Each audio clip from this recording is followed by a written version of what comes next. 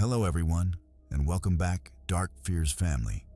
Tonight, we're traveling north, far beyond the comfort of city lights, into the frozen wilderness of Alaska, where beauty and terror share the same horizon. They say Alaska is breathtaking. Endless snowfields, glassy lakes, and mountains that kiss the clouds. But behind that silence, people vanish, without a sound, without a trace. Let me tell you something unsettling. A hiker once called 911, whispering, "I see lights in the trees." The call ended mid-sentence. When rescuers traced his location, all they found were his footprints, circling the same tree again and again. No one ever found him, but the locals say on some nights you can still hear a phone ringing in the forest. So tonight, we'll uncover 10 of the most disturbing true Alaskan missing tourist horror stories. Stay close, Dark Fears family. And whatever you do, don't wander off the trail. If you're ready, like, subscribe, and let's begin.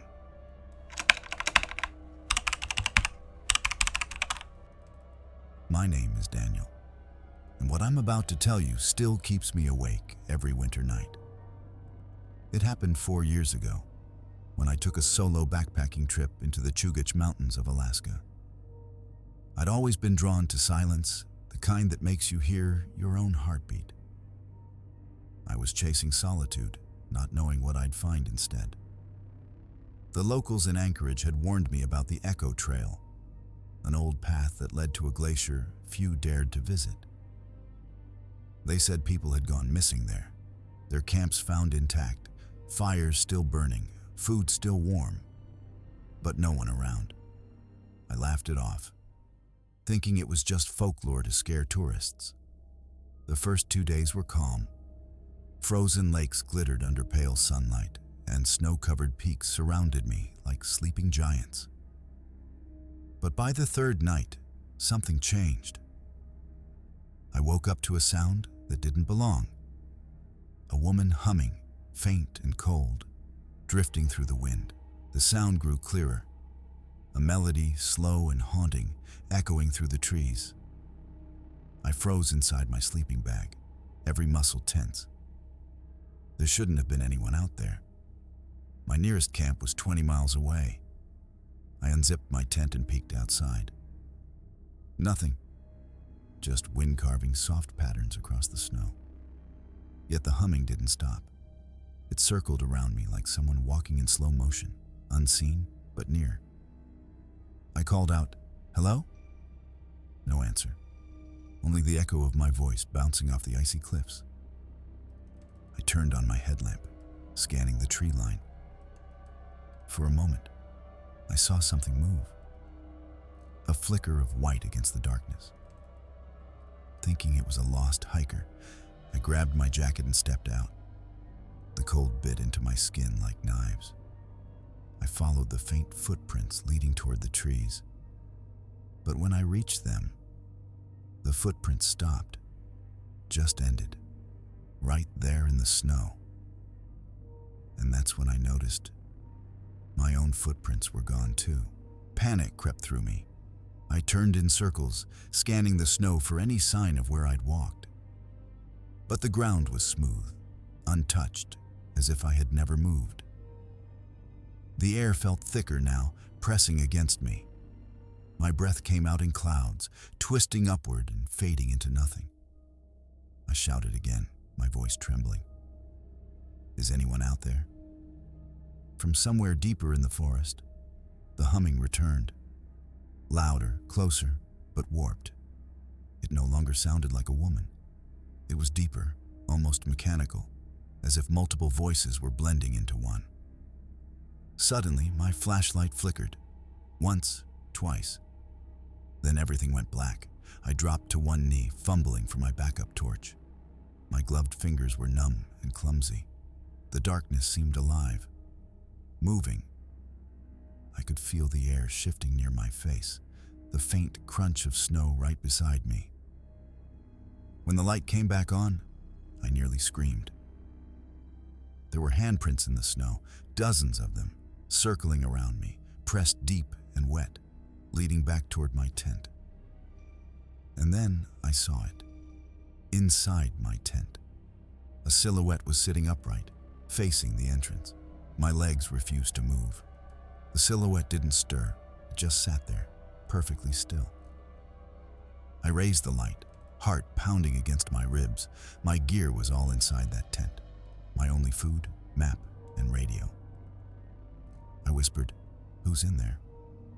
No response. Then the humming started again. From inside the tent. I stepped backward. The sound rose, shifting pitch until it became a low, trembling drone that vibrated in my bones.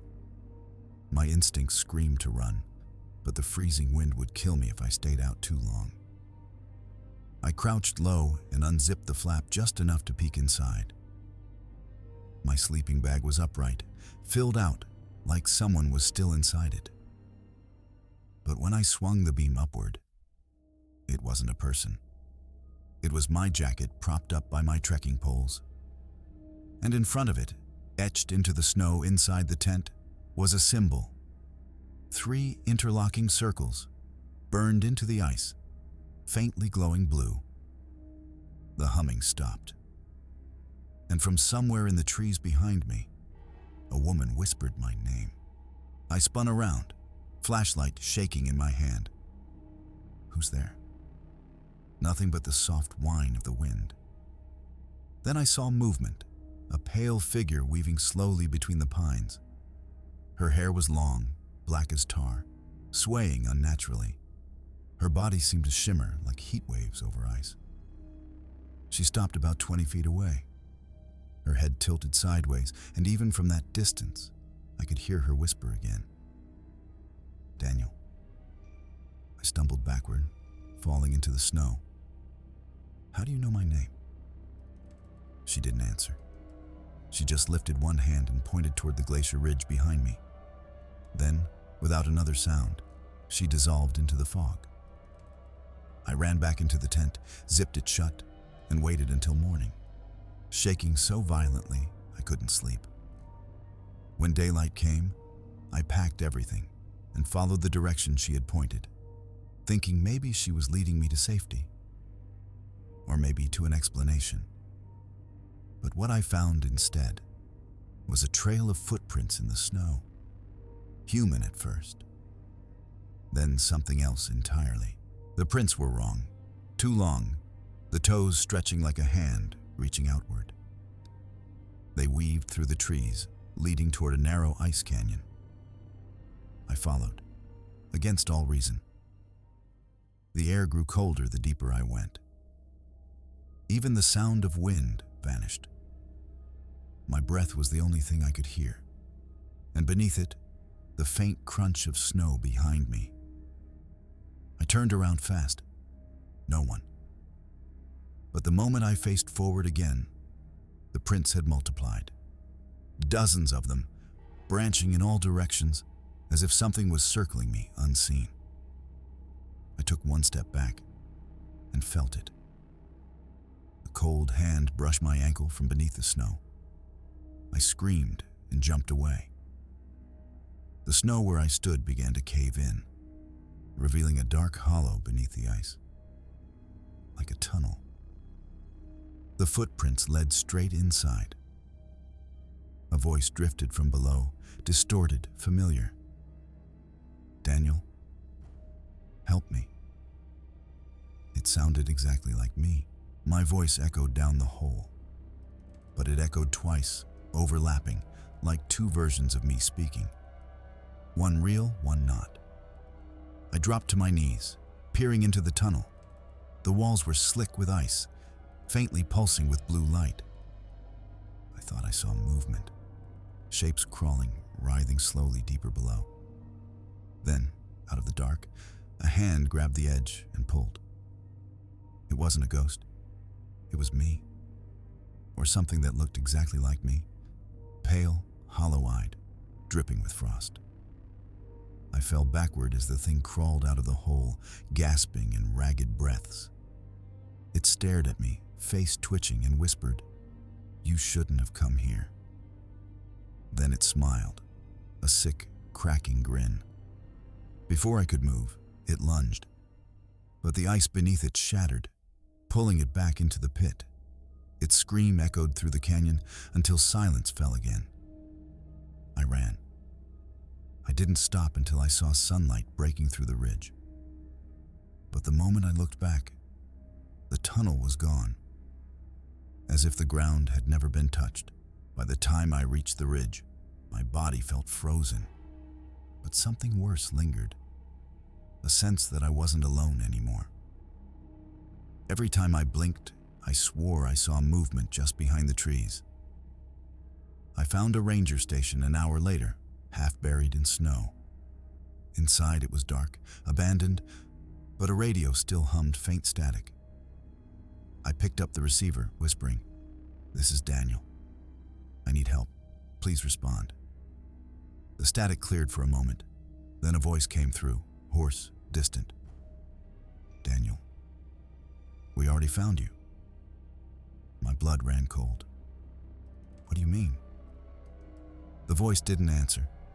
Instead, the radio crackled, and I heard the same humming from the night before. The woman's melody. It grew louder until I had to cover my ears. Then, through the frost-covered window, I saw someone standing outside the station. It was me again. Only this time, his eyes were completely black. I backed away from the window, heart hammering. The other me just stood there, staring through the glass, unmoving. Then, slowly, it raised a finger and pointed toward the door. The knob began to turn on its own. I grabbed an ice axe from the wall, ready to swing. The door creaked open, snow blowing inside, but no one entered. Just silence. Then I heard footsteps behind me. I turned. Nothing. The air inside the cabin grew dense, my breath coming out in heavy bursts. The radio switched on by itself, and my own voice echoed from it. "You never left." I screamed and smashed the radio. Sparks flew, the lights flickered, and in the reflection of the shattered window, I saw dozens of faces behind me. All versions of me, all frozen, all smiling. The next thing I remember is running through the snowstorm, falling, crawling. The forest swallowed me whole. They found me 2 weeks later, half frozen near the base of the glacier. My equipment was gone. My tent, my food, my radio, all missing. When rescuers questioned me, I told them everything. They didn't believe a word, said I was suffering from exposure and hallucinations. But when they checked the area, they found something none of them could explain. Hundreds of footprints circling a single pine tree, all identical to mine. They also found a second set of prints, smaller, leading away from the site. And burned into the ice near them was the same symbol I'd seen in my tent. 3 interlocking circles, faintly glowing blue. I moved away from Alaska after that. But sometimes, in the dead of winter, I hear humming outside my window, that same haunting tune. And every time I look into the mirror, I swear my reflection smiles a split second later than I do.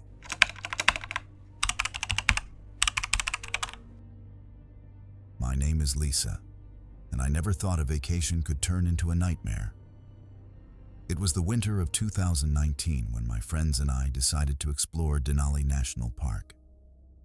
We were city people, used to noise and light, but we craved adventure, and the idea of camping under the northern lights seemed magical. The ranger at the station warned us about the Whispering Valley, a secluded part of the park where hikers occasionally disappeared. I laughed it off, but a chill ran down my spine. We hiked for hours, the snow crunching under our boots, the mountains looming like frozen sentinels. By nightfall, we set up camp near a narrow ravine. The aurora danced above us, green and purple streaks in the black sky. But something about the silence felt unnatural, oppressive. That night, I woke to whispers, soft and urgent, carried by the icy wind. At first, I thought it was the trees. Then I realized the whispers were saying our names. We were alone, or so we thought. I shook my friends awake, whispering what I heard. They groaned, brushing it off, but I could see the unease in their eyes. The whispers grew louder, almost chanting. I grabbed a flashlight and stepped outside. The snow was perfectly still, no wind, no movement. Yet the whispers circled me, coming from every direction. My light caught something moving near the ravine. A shadowy figure, hunched and crawling, not quite human. I blinked, and it vanished. The night dragged on. Every time I closed my eyes, I saw it again. The figure, just at the edge of the trees, watching. It didn't make a sound, except for the whispers. But then, I realized something worse. Our names were being chanted in a voice that wasn't entirely human.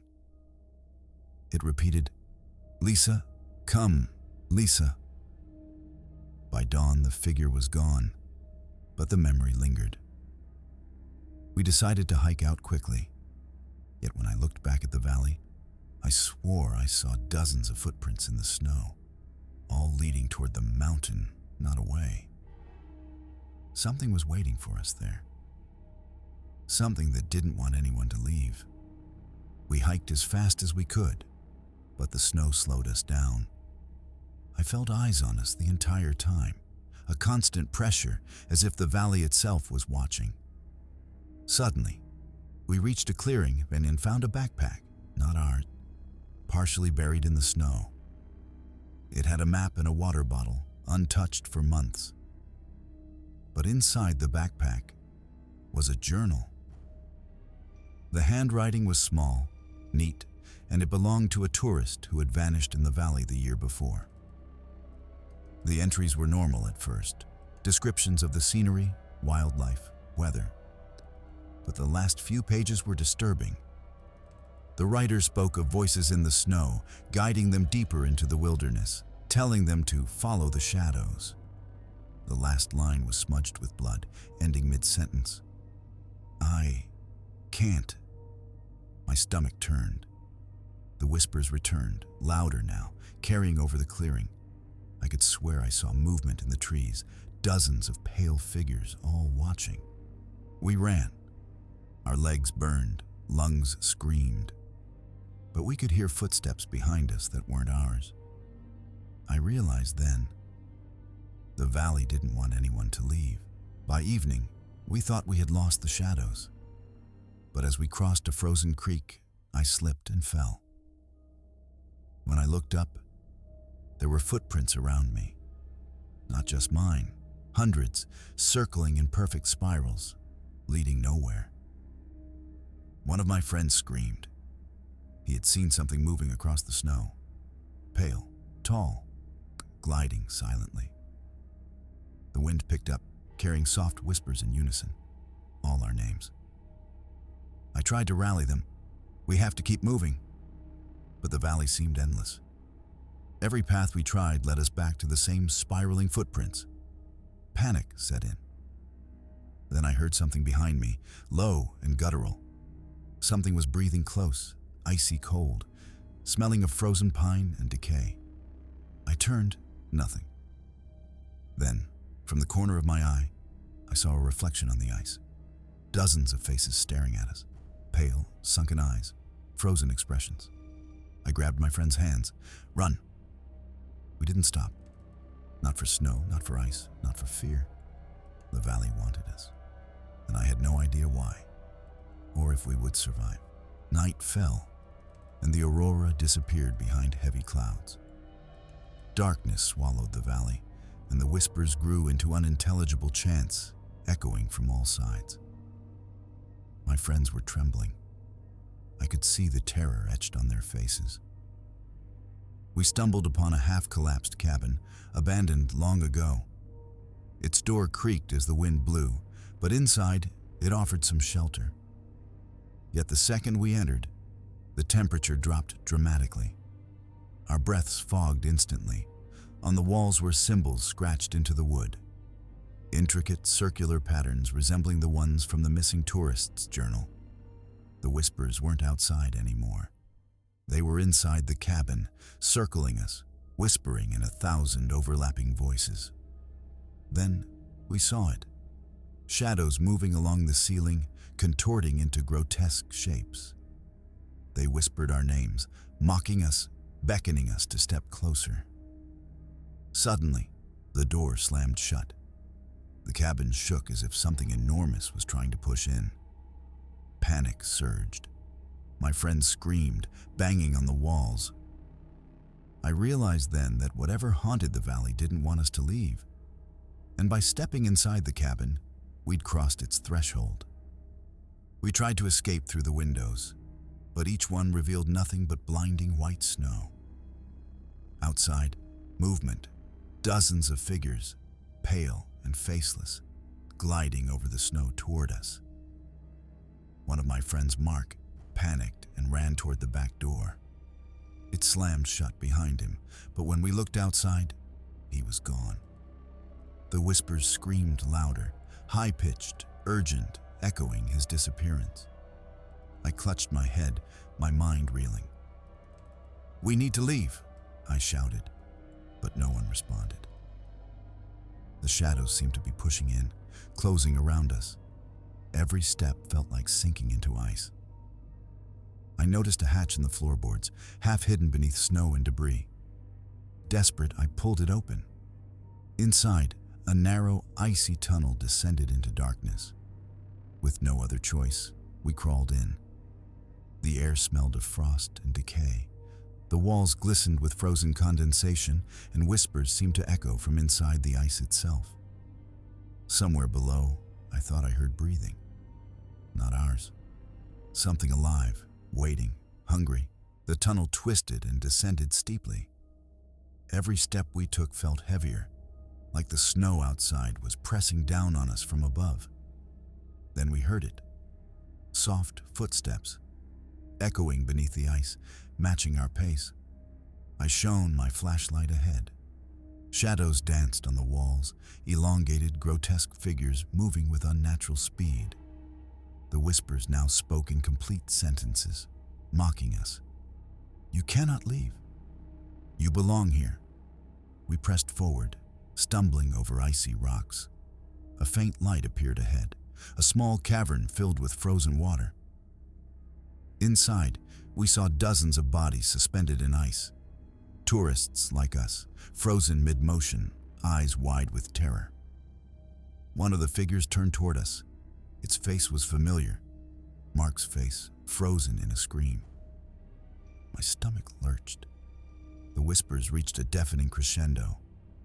We realized then that the valley didn't just claim hikers. It kept them trapped, suspended between life and death.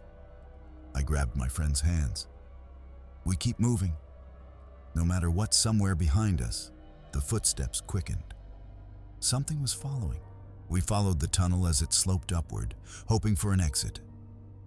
The light at the end flickered, barely visible through layers of ice. Then I tripped. My hand hit something soft in the snow. I looked closer, another journal, its pages frozen stiff.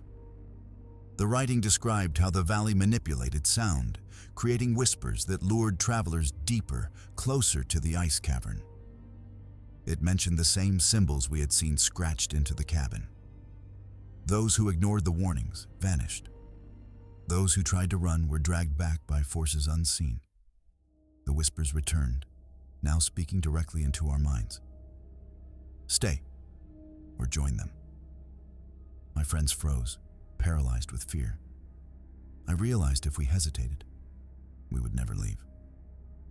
I grabbed both of them and ran, ignoring the pain in my lungs.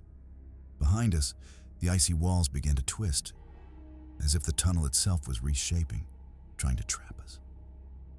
And then, the familiar soft humming, like the missing tourists calling for help, echoed in harmony with our footsteps. We reached a narrow gap in the ice. Sunlight pierced the gap. We scrambled out onto a snow-covered ridge. The valley below was silent. Too silent, I looked back. The tunnel was gone, replaced by a jagged cliff. The whispers vanished, but the memory lingered. And so did the feeling that something had followed us. We didn't stop hiking until we reached the ranger station. Officers listened, eyes wide, but told us the valley had no record of the bodies we saw. They noted, though, that tourists had been missing in that area for decades, vanishing without a trace. That night, we stayed in Anchorage. I couldn't sleep. Every time I closed my eyes, I saw the frozen cavern, Mark's face, the pale figures, and the glowing symbols. And then I realized something worse. The whispers weren't gone. They had embedded themselves in my mind. Even now, I hear them calling my name, faint in the wind, telling me to return. We left Alaska shortly after, but the valley didn't release us completely. Dreams became nightmares, frozen landscapes, endless tunnels, whispers calling me by name. Sometimes I wake up in a cold sweat, convinced I feel snow crunching outside my door. The symbols, the frozen tourists, Mark's face, they haunt me. And I know deep down, that valley isn't done. It waits for the next group of travelers, the next person who thinks they can wander through its frozen halls without consequence. I share this story because it's real. I experienced it. My friends, they didn't last the winter. One by one, their minds snapped under the weight of what we saw. I survived, barely. But part of me never left the valley. If you ever find yourself in Denali, in the Whispering Valley, remember this. Do not follow the sounds that call your name. Do not chase shadows. And whatever you do, never enter the icy tunnels. Because once you do, the valley will own you.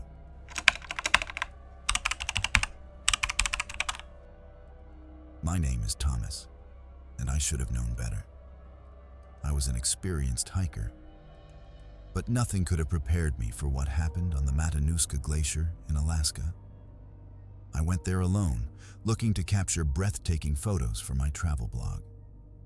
The glacier was stunning, ice-blue crevasses, towering walls of frozen crystal, and silence that swallowed every sound. But as I walked deeper into the glacier, I noticed something unnerving. Footprints leading away from the main path, but too narrow and elongated to be human. Curiosity got the better of me. I decided to follow them. Hours passed, and the sun began to dip behind the mountains, casting long shadows across the ice. The air grew colder, sharper, and a low hum seemed to vibrate from the glacier itself. I reached a narrow ice tunnel, half hidden by snow. The footprints led directly inside. My instincts screamed at me to turn back, but I was already drawn in, as if the glacier itself was pulling me forward. Inside, the temperature dropped drastically, and the walls seemed to pulse, alive. I thought I saw movement in the shadows, something watching me. The tunnel narrowed, forcing me to crawl on my hands and knees. The hum grew louder, almost like whispering voices echoing from deep inside the glacier. Every breath I exhaled turned to frost, hanging in the air like tiny specters. I reached a chamber filled with jagged ice formations. The footprints ended abruptly in the center, and there I saw them. Frozen figures, tourists like me, encased mid-step in translucent ice. Their faces were twisted in terror, eyes wide, mouths open in silent screams. My stomach churned. I realized the glacier wasn't just a natural formation, it was a trap. Something lured travelers into its tunnels, feeding on them, preserving them as a warning. Then I heard movement behind me. The tunnel entrance had vanished.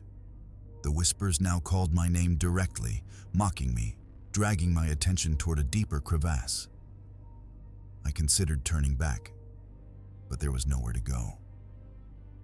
had no choice but to move deeper, following the faint glow of the ice. The deeper I went, the colder it became, colder than anything I had ever experienced, until the ice itself seemed to be breathing around me. I pressed forward, the faint glow leading me toward a massive crevasse.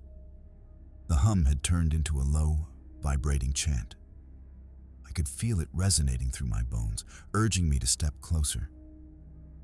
As I approached, the ice beneath me groaned. A shadow darted across the far wall, fast, fluid, not entirely human. Panic clawed at my chest. I tried to back away, but my boots slipped, and I nearly fell into a smaller fissure. Then I noticed something horrifying. My own footprints were behind me, but they weren't mine anymore. They were elongated, clawed at the edges, and glowed faintly blue in the dim light. I spun around, trying to locate the shadow. But the chamber seemed to have shifted. The walls were different now, jagged, twisting in impossible angles. My heartbeat pounded in my ears. And then I heard it. A whisper, soft but commanding, right beside my ear. "Step closer, join us." Every instinct screamed to run, but the path forward was all I could see. The glow of the deeper crevasse beckoned. I hesitated at the edge of the crevasse. Below, the ice shimmered with a faint, unnatural blue glow. The whispers grew louder, chanting my name, surrounding me. My flashlight flickered. Shadows stretched and contorted across the icy walls. Then I saw movement. A figure crawling up from the depths. Its skin was pale and translucent, frozen in patches. Its eyes glowed faintly. My stomach turned. It reached out a clawed hand toward me. I stumbled backward, falling into a small ice alcove. The chanting became deafening, echoing off every surface. My flashlight illuminated another frozen tourist, half suspended in ice, reaching upward as if trying to escape something unseen. I realized with horror, the glacier was alive. Not just the ice, but the spirits trapped within it. It was feeding, preserving, and taunting whoever entered. I gritted my teeth and crawled deeper into the tunnel, knowing that the only way out was forward. Every step I took, the ice groaned as if watching me, judging me, deciding if I would join the frozen souls. I reached a cavern with walls that seemed to pulse. Every breath I took was visible, hanging in the icy air like a ghost. The whispers had transformed into words, direct and personal. "Join us. Forever." Then I saw dozens of frozen figures scattered across the cavern, their faces twisted in terror. Some were tourists, some explorers from years past. The ice seemed alive, veins of blue light running through it, pulsing in time with the chants. A sudden movement made me spin. Shadows crawling along the walls, stretching, elongating, forming grotesque, human-like shapes. One shadow advanced toward me, vanishing as it touched the ice floor. My heart pounded. I knew I was running out of time. The glacier didn't just trap people. It wanted to merge them into itself, preserving their fear eternally. I gripped my camera for light and courage, creeping forward. Every step was met with resistance, as if the ice itself tried to drag me back. But then I glimpsed a faint crack in the cavern's ceiling, daylight filtering through. I moved toward it, praying it would lead me out. I climbed toward the daylight, but the ice floor became slippery and uneven. Every movement was a struggle. The chanting became almost unbearable, echoing in my mind like thousands of voices screaming in unison. Suddenly, a hand shot out from the ice beneath me. I stumbled, nearly falling. It was one of the frozen figures, but alive, somehow animated. Its mouth opened in a silent scream as it grabbed my ankle. I kicked violently, breaking free. The figure froze back into the ice, but I realized it was not the only one. Shadows began to move faster along the walls, closing in. With trembling limbs, I crawled toward the daylight crack. The walls seemed to pulse faster, the glacier alive and angry. I could feel a force pressing on me from all sides. Finally, I emerged into a narrow ice chute, the sunlight brighter and warmer than anything I'd seen for hours. I scrambled across the snow, the chanting fading behind me, replaced by a cold silence. I stumbled out onto the glacier's surface, gasping for air. The valley stretched before me, silent, pristine, and deceptively calm. But something had changed. I felt eyes on me from every corner of the ice. Looking back, the tunnel I'd crawled through was gone, replaced by a smooth expanse of ice. The frozen figures, the shadows, the glowing veins, all vanished. But the fear remained. I tried to call for help, but my radio was dead. The wind carried a soft whisper, unmistakably human, but distorted. "Thomas, stay." I ran, my legs heavy, snow sinking beneath every step. The glacier seemed endless, folding in on itself, trails looping back as if mocking my escape. Then I saw them, distant, pale figures gliding across the snow. Not running, not walking, floating just above the ice. They were moving toward me. I kept running, heart pounding, adrenaline flooding my body. Somewhere behind me, a faint glow from the vanished cavern pulsed like a heartbeat. I realized with dread. The glacier did not want to release me. Hours passed, or maybe minutes. Time felt distorted. The sun dipped low, and the shadows lengthened unnaturally. I found a small ridge and decided to climb it, hoping to spot a ranger station or a trail. Then I saw it. A group of hikers, frozen mid-step, standing like statues in the snow. I recognized one, a backpacker I'd passed earlier that day. Their eyes were empty, faces frozen in terror, bodies stiff as ice. The whispers returned, louder, clearer. "Join us. Forever." I froze. The ground beneath me shifted slightly, ice cracking. The frozen hikers began to twitch, subtle, almost imperceptible movements. Something was awakening within them, drawing them back to life. I ran, faster than I had ever run in my life, not looking back. The ridge led me to a slight valley, where a faint smoke column indicated a ranger outpost. I ran toward it, collapsing near the door. When the rangers opened it, I barely managed to speak. They listened, eyes wide, then explained that several tourists had gone missing in the glacier that week, but no one believed the details.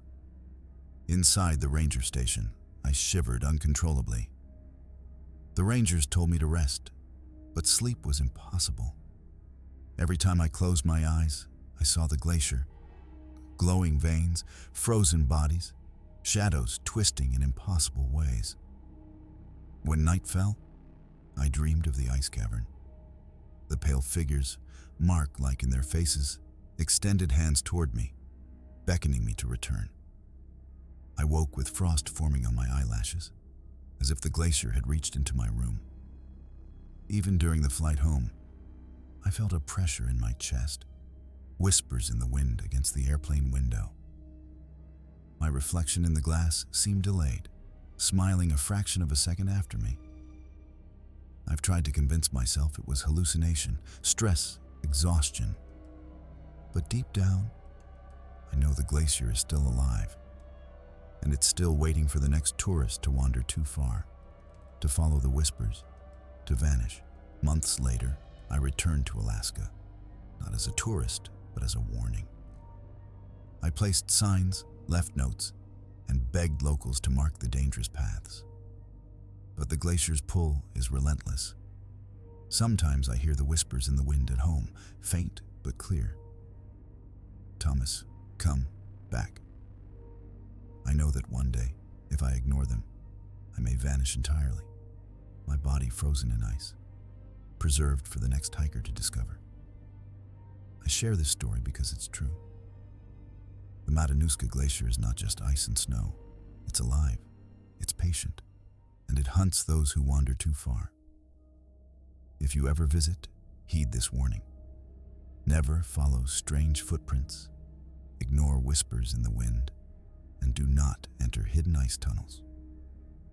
Because the glacier doesn't forgive, and it never forgets.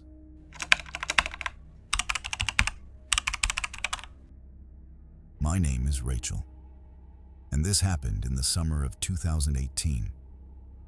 I had joined a small group of tourists for a remote Alaskan retreat near Tanglewood Lake.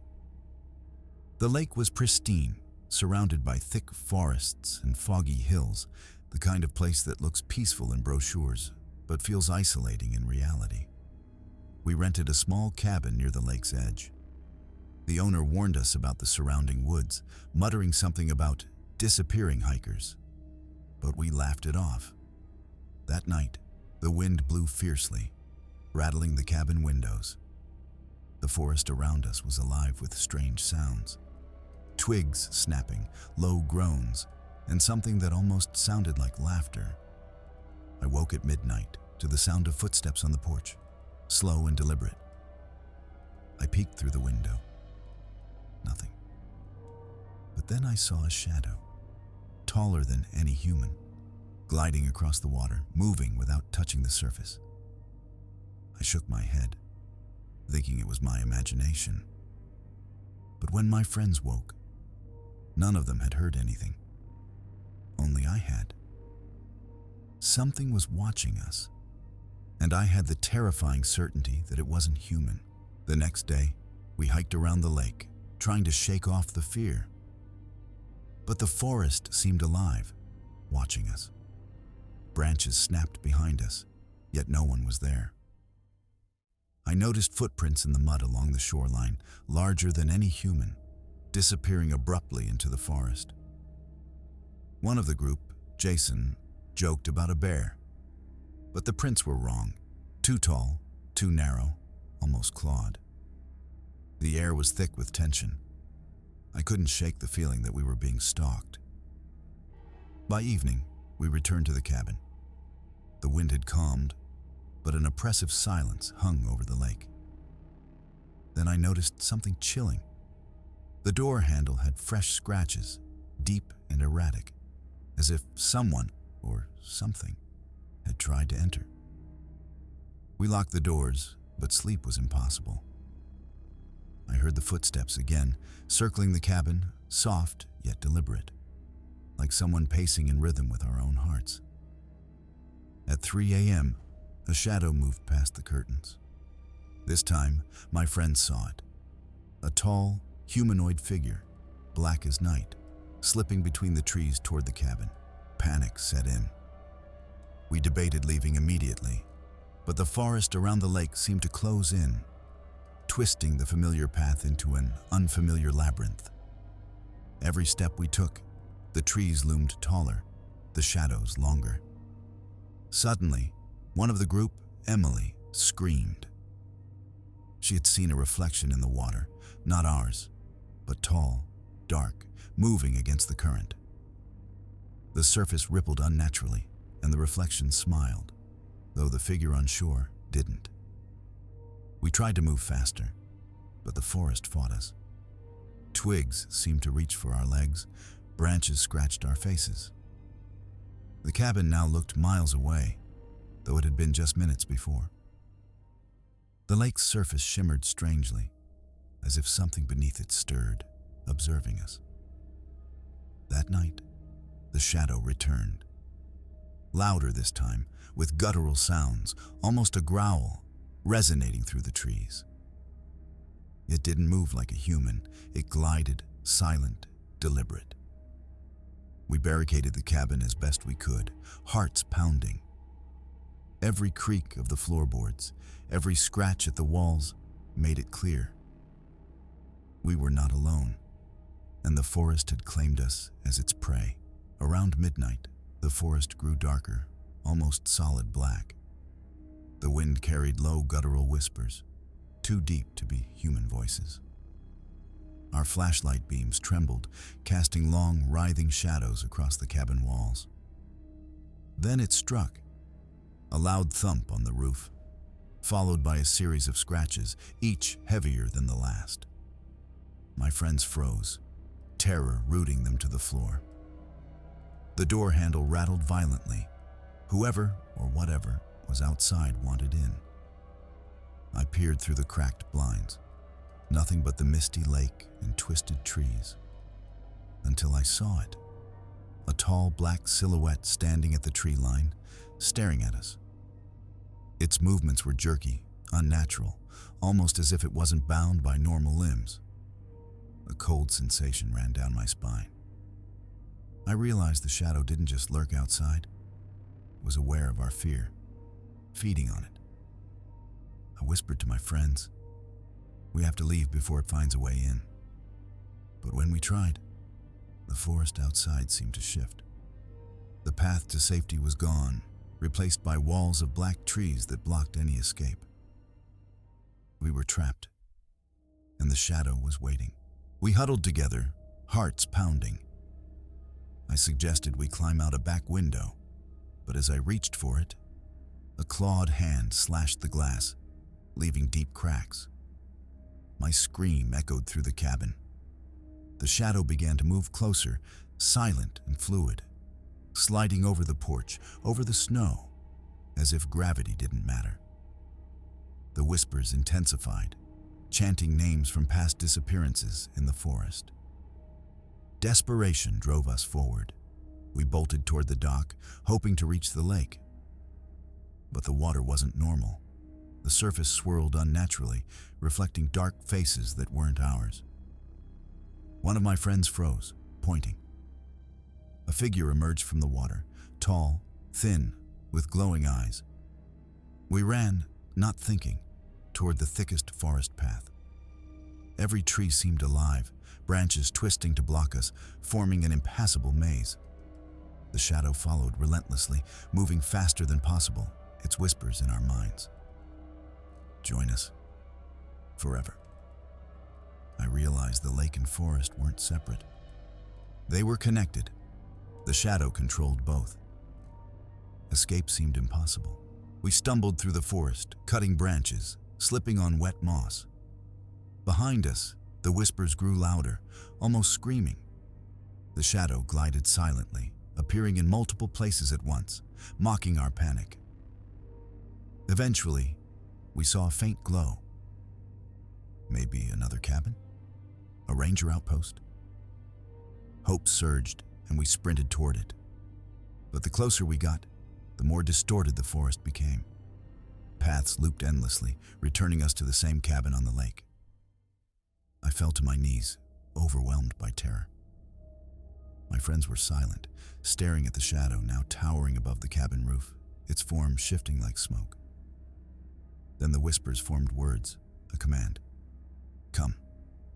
Join us." My mind screamed to resist, but my body felt numb. I grabbed my camera, flashing light at the shadow. It recoiled slightly, and for the first time, I realized it was afraid of exposure. Maybe it had limits. We had a slim chance. I whispered to my friends, "We have to lure it away from the cabin, toward the lake." We would gamble everything on this plan. We ran toward the lake, shouting and flashing the camera lights. The shadow hissed, retreating, but a voice echoed in our minds, whispering, "You cannot leave."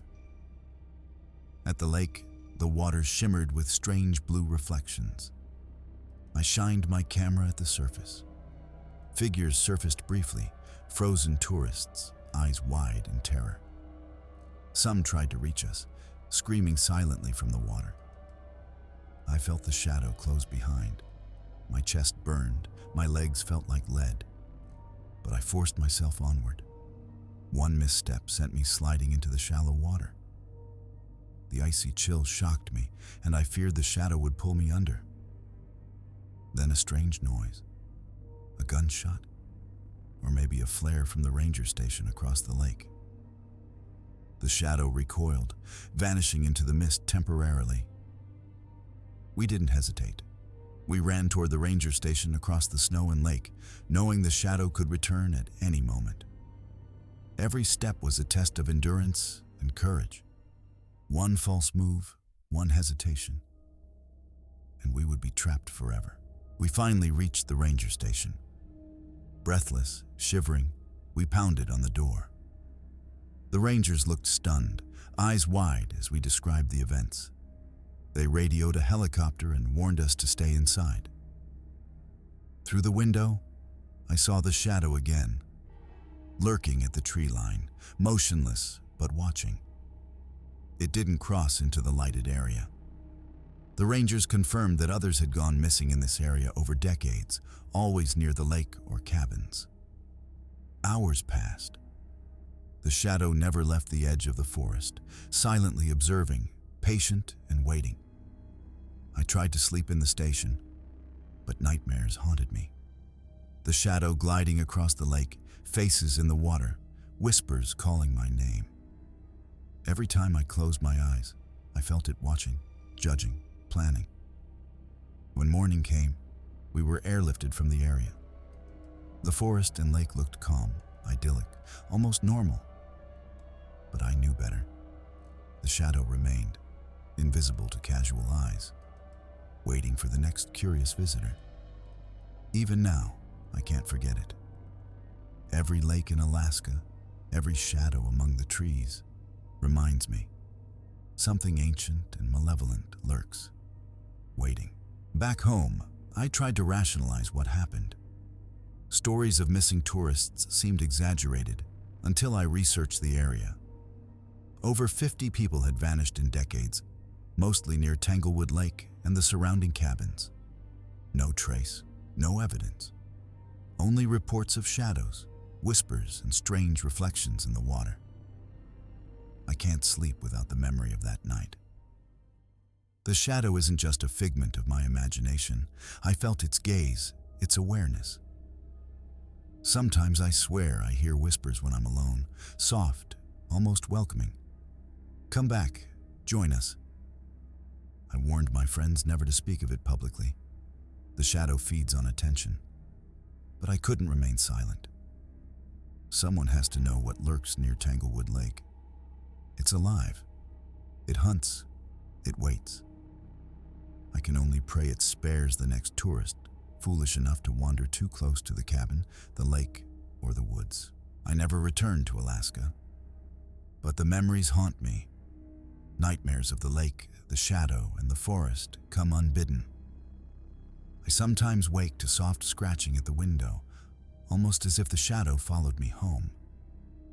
I tell this story because it's true. The Tanglewood Lake cabin, the forest, the shadow, it is real, patient, and ancient. It doesn't forgive, it doesn't tire, and it waits for the next curious tourist, hungry for fear. If you ever visit Alaska, heed this warning. Never wander alone near Tanglewood Lake, never follow shadows, never ignore whispers in the wind, and never enter cabins at night. Because if you do, the shadow will find you, and when it does, you may never return.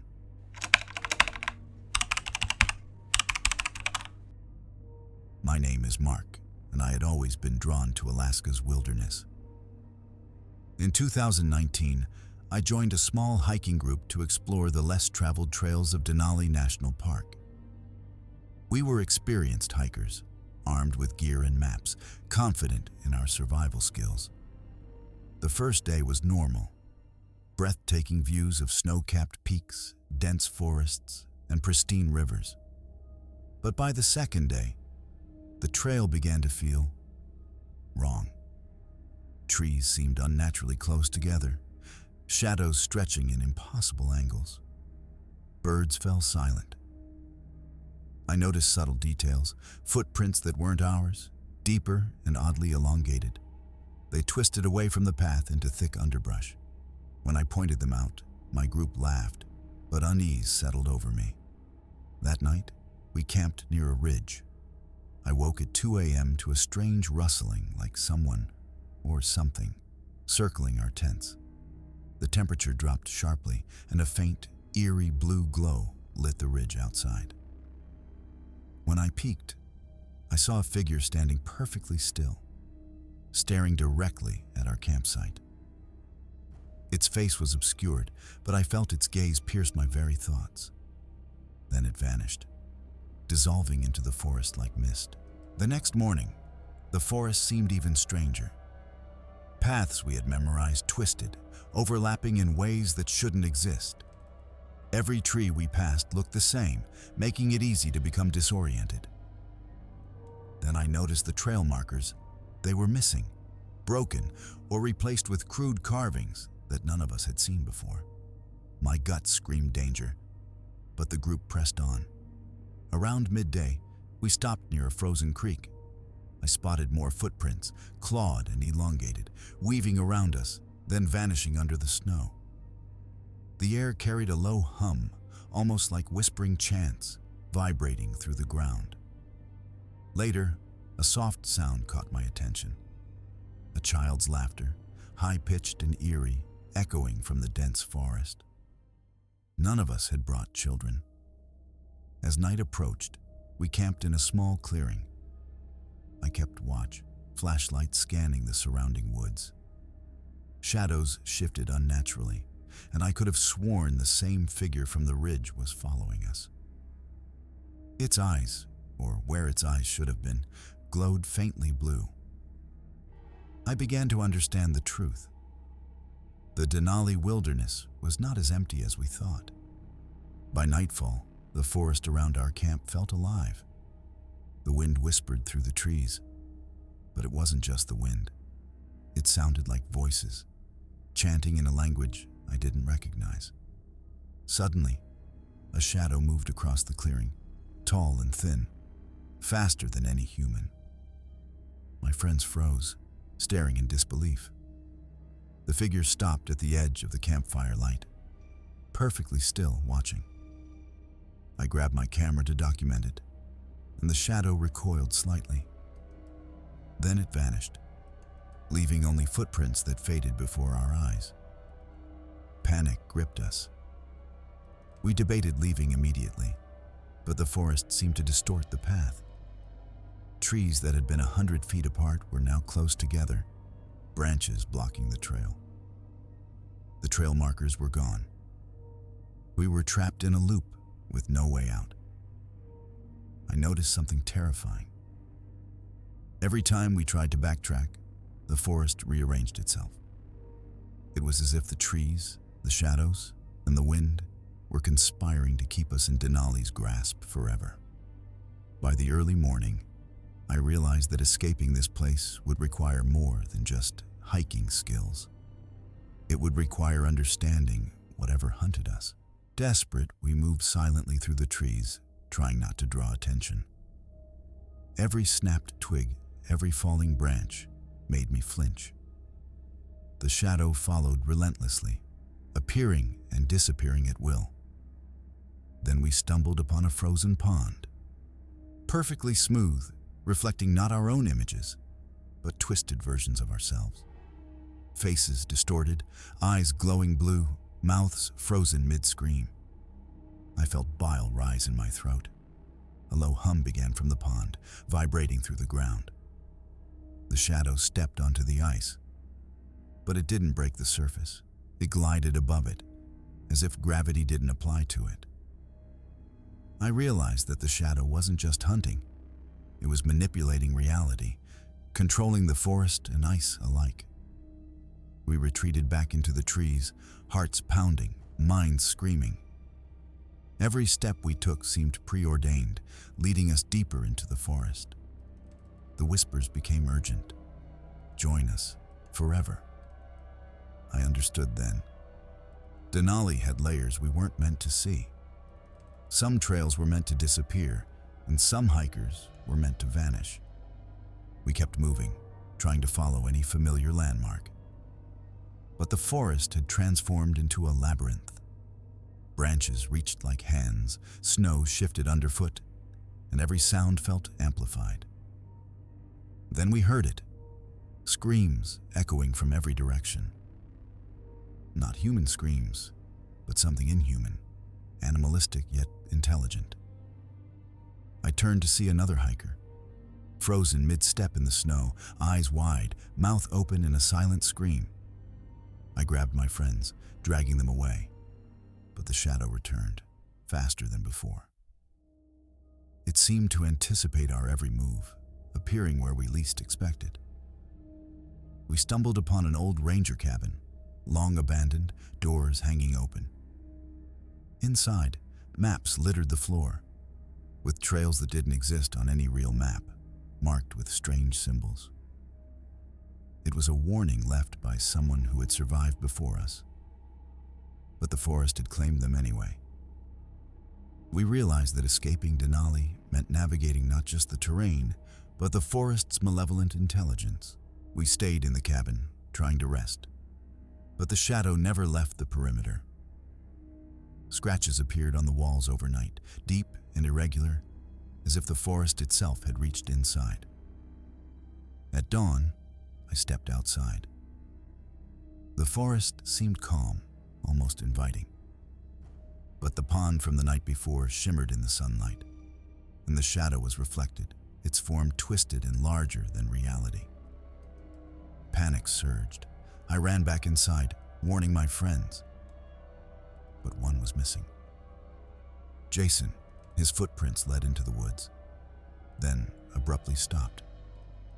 The shadow had claimed him silently. We had to move. I grabbed a GPS, but it flickered, showing paths that looped back to the cabin no matter where we went. The forest wasn't just alive. It was aware, intelligent, and hunting. We decided to follow the creek downstream, hoping water would lead us out.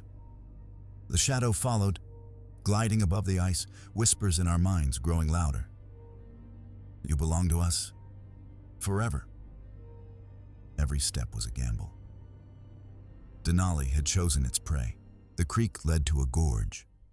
Ice and rocks made progress slow. Every shadow seemed alive. The whispering voices now sounded like voices from inside our own heads, calling our names, pleading, taunting. I glimpsed movement in the trees, dozens of frozen hikers, trapped mid-step, pale and terrified, eyes glowing faintly blue. My stomach turned. Suddenly, a hand reached from the snow, clawed and thin, grabbing Emily's ankle. I yanked her free. The shadow hovered above, observing, patient, cruel. We scrambled down the gorge, adrenaline fueling every step. Every time we glanced back, the shadow appeared closer, impossible speed, a predator unbound by natural laws. Finally, we saw a ranger trail, marked and real. Hope surged. But the forest wasn't finished. Branches lashed at us, mud and ice trying to pull us back. We fought through, ignoring pain, ignoring fear. The shadow's whispers became a roar in my mind, but I focused on the path ahead. Denali's grip was weakening. We reached the trailhead just as night fell. The forest loomed behind, black and silent. The shadow lingered at the tree line, fading slowly into the mist, but its presence remained. The ranger we found listened in disbelief, but verified that dozens of hikers had vanished in this part of Denali, some never to be seen again.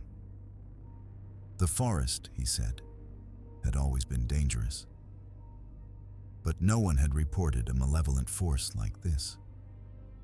Sleep was impossible that night. I dreamed of the shadow gliding above ice and snow, whispering, reaching for me. Every time I closed my eyes, I felt a cold hand on my shoulder, even at home. By morning, I had made a promise to warn anyone who might travel these trails. Denali is alive, and it remembers every hiker who strays too far. The shadow was patient, it was intelligent, and it was hungry. Back home, I researched every disappearance in Denali. Patterns emerged. All missing hikers had ventured off trail. All had reported strange shadows, whispers, and distorted paths. None returned. Sometimes, in my apartment, I hear soft footsteps, echoes of that malevolent forest, whispering my name. I know it follows me, always patient, waiting for the moment I let my guard down. I warn friends, but few believe me.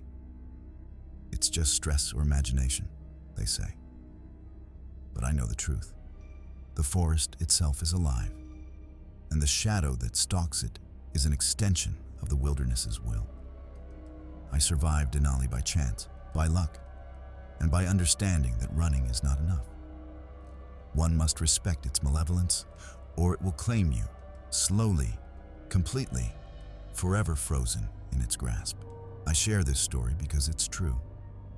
Denali National Park hides secrets, not all natural. Some trails are cursed, the forest alive with intelligence beyond human comprehension. If you ever hike in Alaska, remember this: stay on marked trails, never follow strange tracks, never ignore the forest's whispers. The shadow waits for the curious, the lost, the careless. And when it finds them, it doesn't just take them, it absorbs them, twisting them into the forest's memory, ensuring they are never truly gone, yet never seen again. I survived, but I will never forget. I will never return. Denali has claimed enough, and the shadow still waits, and it will not stop until it finds the next hiker who strays too far.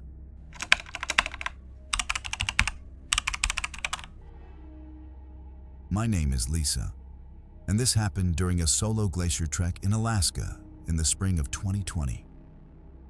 I had always dreamed of walking on untouched ice, exploring the vast expanse of the Matanuska Glacier.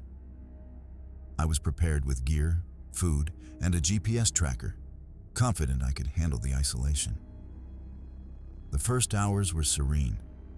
Blue ice caves glimmered beneath the sun, and the wind carried a crisp, almost sweet scent. But as I moved deeper, the landscape became eerie. The ice wasn't uniform. Deep crevices appeared where maps showed none, twisting in impossible patterns. By late afternoon, I saw footprints leading into a crevasse. Fresh, human-sized, but with elongated toes. Curiosity and fear battled inside me. I followed them cautiously. Then the temperature dropped suddenly. A low hum echoed through the glacier, resonating in my chest. Shadows moved on the ice, too long and angular to be mine. I spun around, nothing. But I had the unsettling feeling that I was not alone. And whatever was there was watching, waiting, learning my movements. I tightened my jacket and whispered to myself, I need to turn back. But the path behind me had changed. Snow and ice shifting like a trap. I tried retracing my steps, but the glacier seemed alive. Paths I had crossed were now distorted, ice formations rearranged, and crevasses widened. Every direction looked identical, a frozen labyrinth. Then I heard it, a whispering voice, soft but distinct, carried by the wind. Come closer. I froze. No one should be here. The voice repeated, closer now, echoing from every side. I noticed more footprints, some human, some grotesquely long and narrow. They twisted around mine, always keeping pace, never breaking formation. The chill in my spine became unbearable. I stumbled upon a small ice cave, its walls glistening with unnatural blue light. Inside, I saw scratches along the ice walls, deep, chaotic, and old, yet fresh in parts. It looked as though some creature had used the cave as a lair. A shadow moved in the cave's corner, tall, humanoid, angular, blending with the ice. My breath caught. I tried to back away, but the entrance had collapsed slightly. I was trapped, and whatever watched me from the ice seemed to enjoy my fear. I pressed on deeper into the cave, heart hammering, flashlight cutting through the icy darkness. The walls seemed to twist unnaturally, forming shapes that looked almost human, frozen in mid-motion. Then I saw it, a frozen figure embedded in the ice, humanoid but elongated, its face twisted in terror. I stumbled back, nearly falling, and the figure seemed to shift slightly, as if aware of my gaze. The whispers intensified, echoing in my mind. Stay. Forever. I realized this was no ordinary glacier. Something ancient had claimed it, leaving remnants of previous travelers trapped in ice and shadow. Suddenly, the ice trembled beneath me. Cracks raced outward, the cave groaning. The shadow moved closer, gliding without touching the surface, its presence radiating cold. I had to escape. But every turn seemed wrong. The cave stretched farther than it should, passages looping back to the entrance. The glacier wasn't static. It reacted to my fear, reshaping itself to keep me inside. I whispered, "I will not stay." But the shadow seemed to mock me, its glowing eyes reflecting in the ice like twin blue flames. I tried following a narrow passage leading upward. Each step echoed unnaturally, though the sound didn't match the distance. The shadows stretched longer with every movement, curling along the walls like smoke. Then I found footprints of previous hikers, some half frozen, some eerily fresh. They led toward a deeper chamber, glowing faintly with an unnatural blue hue. I hesitated, but curiosity and the need to survive pushed me forward. The deeper I went, the heavier the air became. I could feel it pressing against my chest, as though the glacier itself was alive and watching. At the center of the chamber, I saw dozens of figures frozen in ice, tourists who had vanished over the years. Their eyes seemed open, faces twisted in panic, hands reaching outward as if warning me. And then I saw it. The shadow, towering above the ice, no longer just a form, but a presence with intent, moving closer, whispers filling my mind. "You cannot leave." Panic surged. I ran, slipping on ice, barely keeping my balance. The chamber seemed endless, passages looping, ice walls stretching impossibly far. The shadow followed, gliding silently, eyes fixed on me. I tried shouting, hoping someone outside would hear, but my voice echoed, twisting back at me, distorted, almost laughing. The whispers grew louder, chanting my name, urging me to join the frozen victims. I stumbled upon a narrow exit, leading upward toward daylight. Relief surged, but the shadow appeared at the entrance, stretching impossibly, blocking my path. I could see the glowing eyes in the distance, staring into my soul. I remembered the GPS tracker. Maybe I could signal for help. But the screen flickered, showing only static and strange symbols. The glacier had swallowed the technology as well. With no choice left, I sprinted past the shadow, hugging the ice wall. It moved toward me with impossible speed, but the cave narrowed. Somehow, the shadow couldn't follow into this confined passage. I gasped, heart racing, praying I would make it out alive. The passage twisted upward, and sunlight finally filtered in. I emerged onto the glacier's surface, icy wind cutting through my jacket. Relief washed over me, but I knew the shadow hadn't disappeared. It lingered, a presence just beyond the ridges, watching, waiting. I descended carefully, leaving the glacier behind. Every step felt surreal, as if the glacier had let me go but could reclaim me at any moment. At a safe distance, I saw strange footprints leading back to the cave entrance, tracks that didn't belong to any human or animal. My stomach churned. Whatever haunted that glacier had existed long before me and would persist long after I left. Finally, I reached the ranger station. The guards listened in disbelief as I described the frozen figures, the whispers, and the shadow. They didn't laugh, They looked concerned, warning me that many hikers never returned from this area. I couldn't shake the feeling that the glacier's grip extended beyond its ice, reaching into my mind. Even at the station, I felt cold tendrils brushing against my thoughts. Back in town, I researched disappearances near Matanuska Glacier. Countless hikers had vanished over decades, all leaving behind strange footprints, distorted trails, or reports of blue glowing shadows. None returned. That night, I dreamt of the frozen chamber. Dozens of faces stared at me, eyes wide, hands reaching, whispering for release. The shadow glided over the ice, moving with impossible grace, whispering, "You escaped, but only for now." I awoke drenched in sweat, heart racing. The dream lingered, as though the glacier had imprinted itself on my mind. I tried to warn others, but few believed me. Everyone assumed I had succumbed to isolation, cold, or hallucinations. I knew better. The glacier itself was alive, and its shadow had intelligence. Even now, I feel it watching when I'm alone, in the wind or a darkened room. It waits, patient, for the next curious hiker who dares to wander too far, too deep. Some places are not meant for humans. Matanuska Glacier is one of them.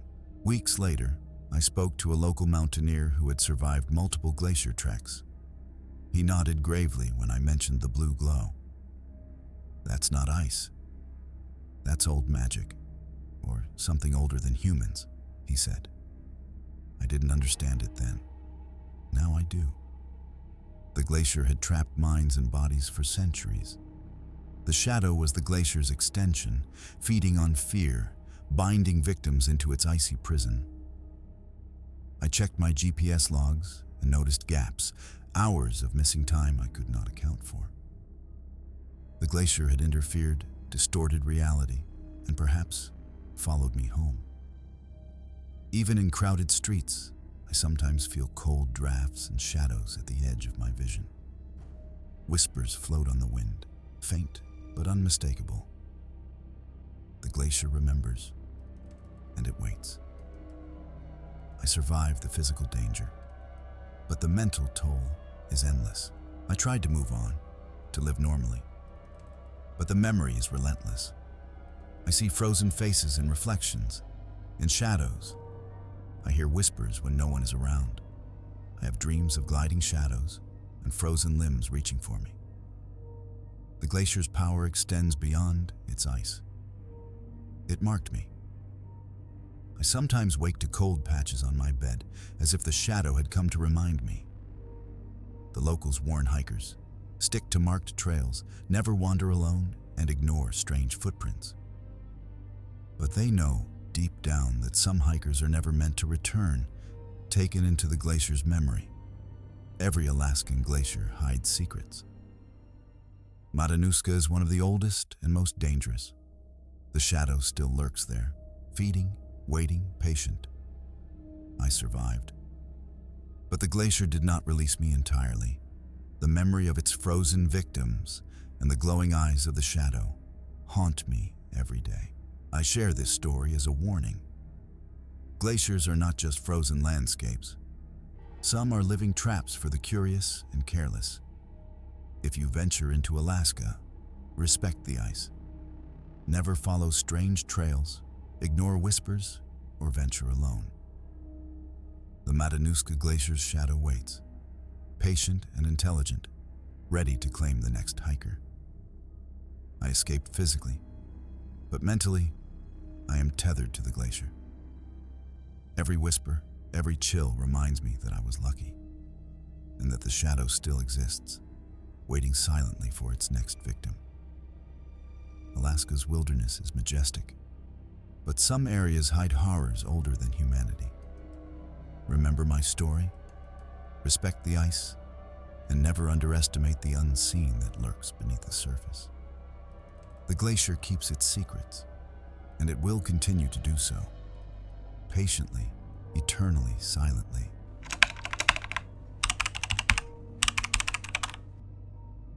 My name is Alex, and in 2018, I joined a small group of hikers in Wrangell St. Elias National Park. We were searching for a remote, historic cabin rumored to be abandoned, but still standing after decades of harsh winters. The first day was uneventful. Snow crunched beneath our boots, and the sky was an endless gray canvas. But as we pushed further into the wilderness, the trail seemed to vanish behind us, as though the forest swallowed our tracks. By evening, we spotted a faint outline, a cabin partially buried in snow. Relief washed over us, but a strange chill lingered in the air. The door was slightly ajar, though no wind blew. Inside, it was dark, icy, and silent. I shone my flashlight across the interior. Furniture was overturned, old belongings scattered. But what froze my blood was a wall covered in names and dates. Some from decades ago, others freshly carved, including what looked like our arrival date. Then I heard it. A soft, deliberate knock on the far wall, though no one was there. My friends froze. The wind outside didn't move the cabin, yet the knock echoed like a heartbeat. Slow, patient, and waiting, we stepped cautiously inside, each movement loud in the icy silence. The carvings on the walls were jagged, some accompanied by crude drawings, faces frozen in fear, strange symbols, and unsettling dates. Suddenly, the temperature dropped sharply. My breath fogged, and I could see faint footprints appearing in the snow inside the cabin, though no one had entered. One of my friends, Sarah, swore she saw a figure standing behind the doorway. But when we turned, it was gone. The knock came again, slow, echoing off the wall. We decided to explore the surroundings, stepping carefully through the snow. As we approached the tree line, the forest seemed unnaturally still. No birds, no wind, no animals, just silence. And then, we noticed the trail we had followed to the cabin was gone, completely erased, as if it had never existed. The only path forward seemed to lead into deeper woods, shadows stretching in impossible angles. I realized something terrifying. The cabin wasn't abandoned.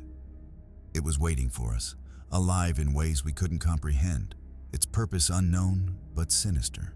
We decided to follow the shadowy path into the forest, hoping it would lead us back to familiar terrain. The deeper we went, the more the snow seemed to swallow our footprints, erasing every sign of our passage. Then I heard faint whispers, soft, human-like, yet distorted. They echoed from all directions, impossible to locate. One whispered my name, elongated and chilling. "Alex, come closer." We stumbled upon an old frozen well, partially hidden under snow. Something about it felt wrong. Inside, I saw glimpses of movement, as if shapes were shifting deep in the darkness. I recoiled. As we backed away, a tall, dark figure appeared among the trees, gliding without touching the snow. Its head tilted unnaturally, observing us silently. Every instinct screamed danger, yet we couldn't tear our eyes away. The forest seemed alive, each tree bending subtly, branches reaching like hands. I realized the cabin's presence wasn't isolated. It controlled the surrounding wilderness, twisting it to keep us contained. We knew then that leaving wasn't just about retracing steps. The forest had become a predator, and we were prey. We pressed on, trying to ignore the whispers and shadows. Every tree we passed seemed identical, making it impossible to gauge direction. My mind screamed that we were walking in a loop, but the forest denied escape. Then Sarah screamed. She pointed ahead. A figure stood among the trees, pale, emaciated, staring at us. Its movements were jerky, unnatural. As we froze, it raised an arm slowly and vanished into the mist. Our panic grew, The air felt heavy, almost sentient. Each breath burned, and I noticed our shadows stretching independently of our movements, twisting along the snow in grotesque forms. We stumbled upon a clearing, and in the center was an old, broken sled. Inside, human bones, partially frozen, arranged unnaturally. Some had markings carved into them, the same symbols we had seen inside the cabin. It hit me. The cabin and forest had claimed countless hikers before us, using them as warnings, and now we were part of its collection. Just another story in its walls. We tried retracing our steps, but the forest refused to obey reality. Paths that should have led back to the cabin ended at sheer ice walls or dense thickets. The whispers grew louder, overlapping in dissonant harmony, calling us by name. Then I saw movement in the distance. Dozens of shadowed figures, standing perfectly still, observing. They weren't animals or humans, something else. They glided slightly above the snow, their eyes faintly blue. I realized we were not being followed by one entity, but an entire chorus of spirits or shadows, remnants of hikers lost before us, bound to the cabin. We stumbled into another clearing and found an old, frozen trapper's hut, abandoned but with smoke rising from a collapsed chimney. Inside were items left untouched for decades, yet fresh footprints led in and out. We knew we had to move quickly. Whatever haunted this forest was aware of us, and it wasn't patient. Each step forward was a battle between fear and the will to survive. We pushed onward, hearts hammering. The snow grew deeper, each step an effort. Our GPS flickered, showing impossible paths and symbols instead of real coordinates. Suddenly, a blood-curdling scream echoed, though no human could survive that pitch in the cold. Sarah clutched my arm, trembling. The trees around us shifted subtly, forming an almost impenetrable wall. We discovered a frozen river, completely solid, reflecting the gray sky. Shadows flickered across it, elongated and jerky. The whispers became louder, almost intelligible. "You will join us." I caught sight of the cabin, faintly glowing blue through the mist, though we had moved miles away. Reality seemed fractured, distances warped, time slowed. We realized the cabin wasn't just a building. It was the epicenter of the forest's malevolence, controlling snow, ice, and shadows alike. Our only chance was to move blindly forward, hoping the forest would eventually release us. Hours passed. The forest refused to relent. Every clearing we found seemed to loop back to another cursed site: sleds, huts, frozen figures, each more unsettling than the last. Then I glimpsed a figure resembling Jason, a hiker reported missing years ago, standing still among the trees. His eyes glowed faintly blue, lifeless, yet aware. I froze. He didn't move, didn't speak, but I felt his presence penetrating my mind. Suddenly, the shadows moved en masse, surrounding us, gliding above the snow. The whispers became overwhelming, saturating every thought with dread. We stumbled across a final clearing, where the cabin loomed larger than before, ice blue light radiating from the windows. It felt alive, breathing. The walls seemed to pulsate. We had no choice but to run, blindly away from the epicenter. Every step felt like defiance against a force that controlled distance, light, and perception. Exhausted and terrified, we emerged near a real ranger trail. Relief surged. The forest behind us was quiet, almost peaceful, but the blue glow of the cabin lingered in the mist. A ranger verified the area. Many hikers had vanished near this section over decades. Reports described strange lights, whispers, and sudden disorientation, all matching our experience. Even away from the forest, the fear persisted. I could feel it in dreams, in shadows moving across my room, subtle at first, then insistent. We had survived physically, but the cabin, the shadows, and the forest had marked us. Something followed, tethering our minds to Wrangell St. Elias, waiting for the next lapse in attention. I warn anyone who visits, never approach abandoned structures off trail, and never follow strange lights or whispers in the Alaskan wilderness. Some places are alive with ancient malevolence, and the forest always remembers. Back home, I researched extensively.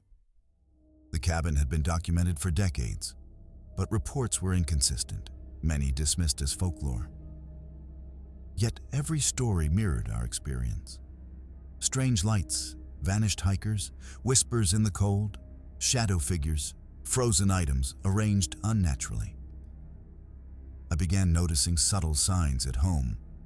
Shadows lingering in corners, whispers faintly carried by wind through my windows, blue flickers at night. I realized the cabin's influence wasn't confined to Wrangell St. Elias. Its malevolence extended to anyone who witnessed its power, binding us to its memory.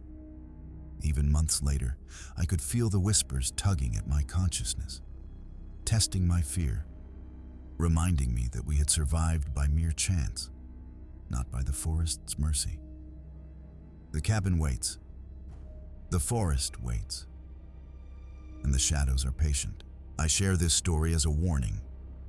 Wrangell St. Elias is majestic, but hides secrets older than human memory. The cabin isn't abandoned. It is alive, a conduit for shadows and spirits trapped over decades. If you venture there, stay on marked trails, ignore strange sounds, and resist the lure of abandoned structures. The forest will remember you, track you, and mark you if you stray. We survived, but the cabin and forest left their imprint on our minds. Every shadow, every strange whisper reminds me of that day. I am tethered, mentally, eternally, to the vanishing cabin. Some Alaskan places are beautiful, others are hungry and alive. Wrangell St. Elias holds both, and the cabin is its darkest secret. Respect the wilderness. Never wander alone. And remember, the shadows are patient, always waiting.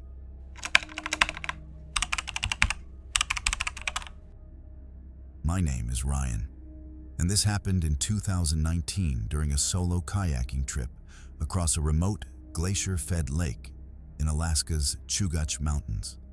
The lake was rumored to be breathtaking, crystal clear water, surrounded by jagged peaks and towering ice cliffs. The first day was magical. Sunlight glinted off the ice, painting the water in hues of turquoise and sapphire. But as I paddled further from shore, the silence became oppressive, broken only by the occasional crack of ice shifting beneath the water. I reached a narrow channel leading to a hidden cove. The GPS signal flickered, showing gaps in coverage that hadn't existed before. Uneasy, I paddled on. Then I noticed strange shapes beneath the water. Long, shadowy forms gliding just beneath the surface, moving in perfect synchronization, but impossible to identify. A chill ran down my spine. I tried to turn back, but a dense mist had rolled in, enveloping the lake and obscuring all landmarks. The water became eerily still. No wind, no sound, just the reflection of my kayak and a faint ripple moving beneath me. Something was watching, and it was patient. The mist thickened, and visibility dropped to just a few meters. I paddled cautiously, heart racing. Every ripple on the water seemed deliberate, almost like it was tracking me. Then I saw it. A faint figure on the shore, pale, unmoving, staring directly at me. My heart skipped a beat. I blinked, and it was gone. No footprints, no disturbances, nothing. The shore looked untouched, as if no one had ever been there. I tried to radio for help, but the device emitted only static. The lake felt cut off from the world, isolated, as though I had entered a pocket of time and space where normal rules didn't apply. A low hum began vibrating through the water, felt in my chest rather than heard. The kayak rocked slightly, though the water remained perfectly calm. Beneath me, I glimpsed elongated, pale hands reaching toward the surface, then retreating. Panic set in.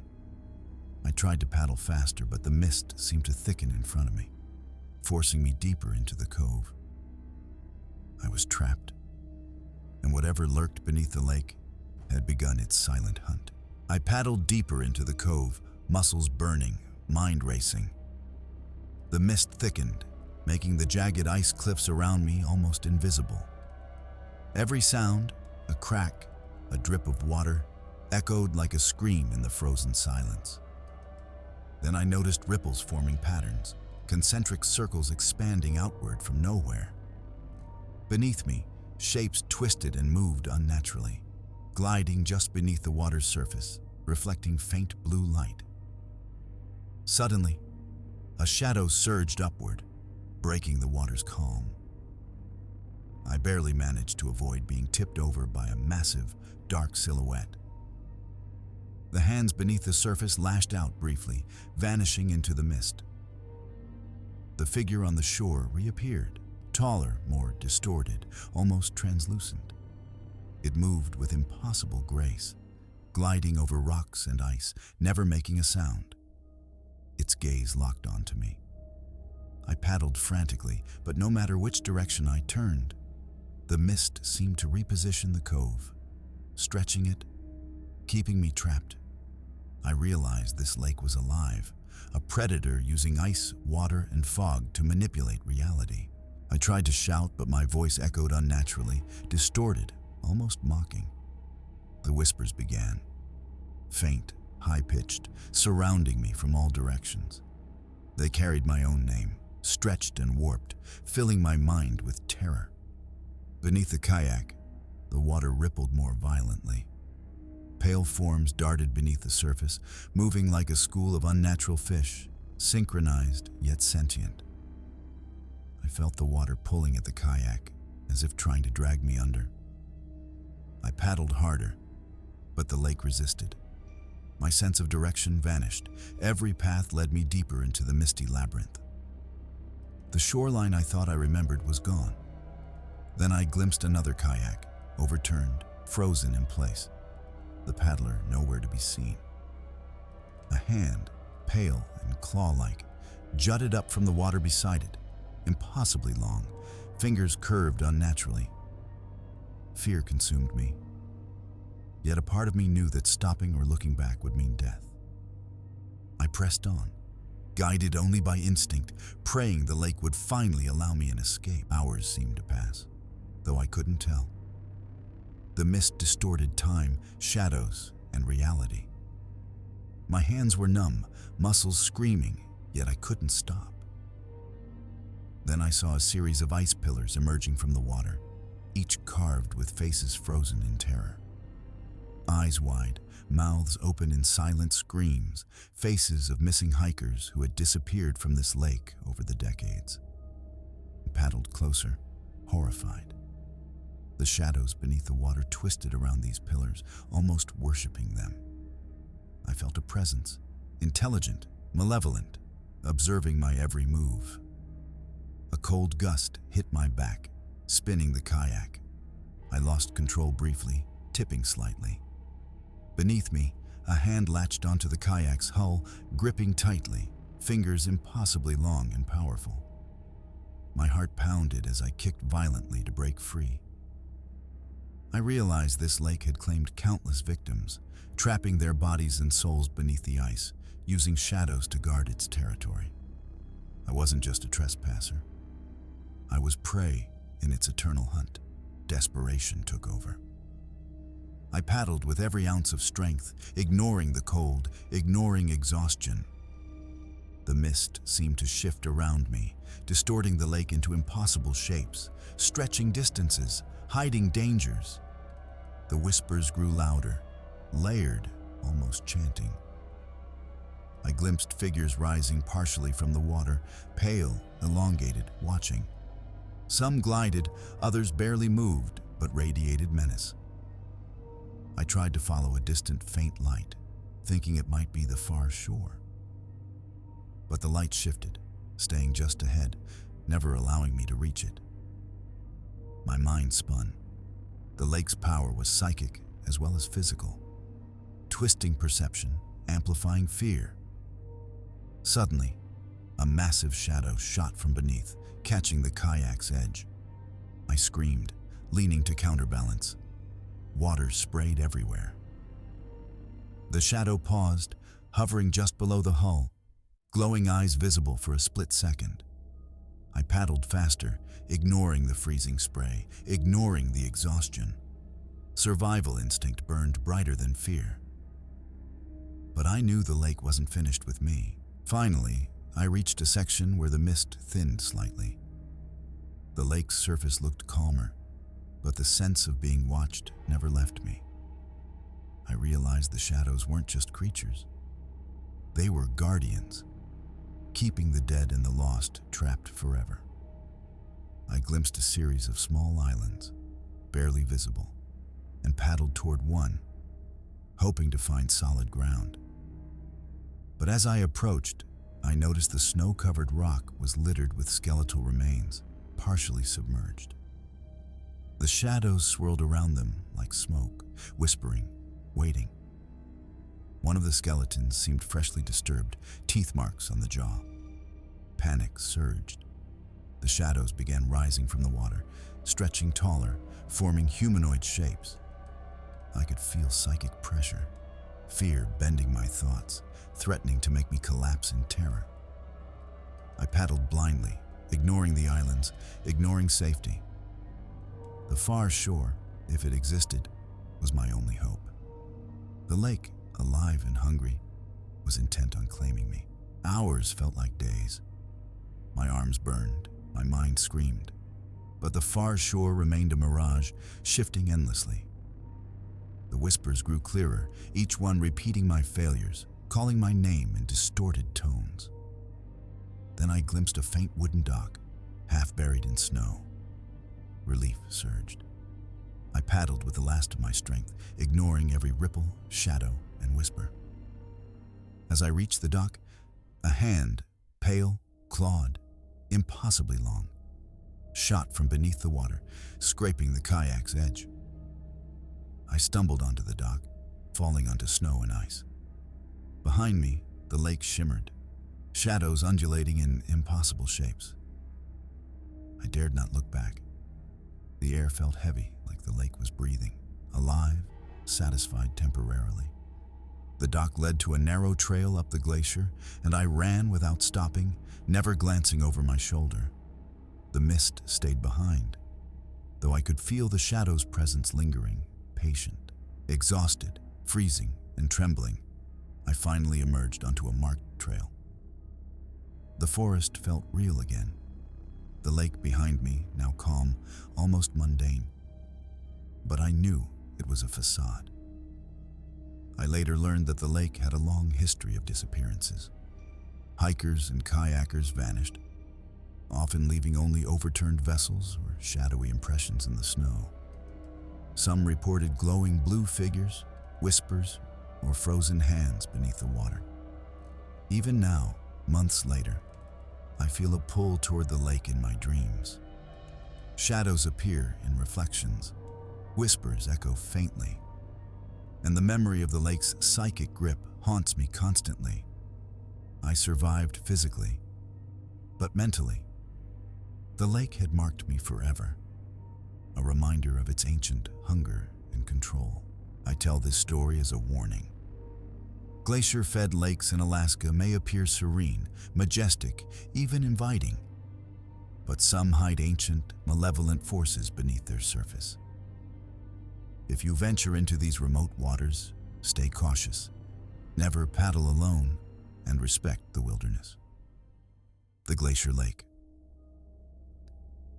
I survived has claimed many souls before me, and it waits silently for the next unwary adventurer. Even now, when I see still water, I feel the weight of unseen eyes, the ripple of clawed hands beneath the surface, and the patient whispers calling me back. Alaska's beauty is hypnotic, but some of its wilderness is alive, patient, and predatory. The glacier lake's shadow will endure long after you leave. Respect it, fear it, and remember, the lake never forgets.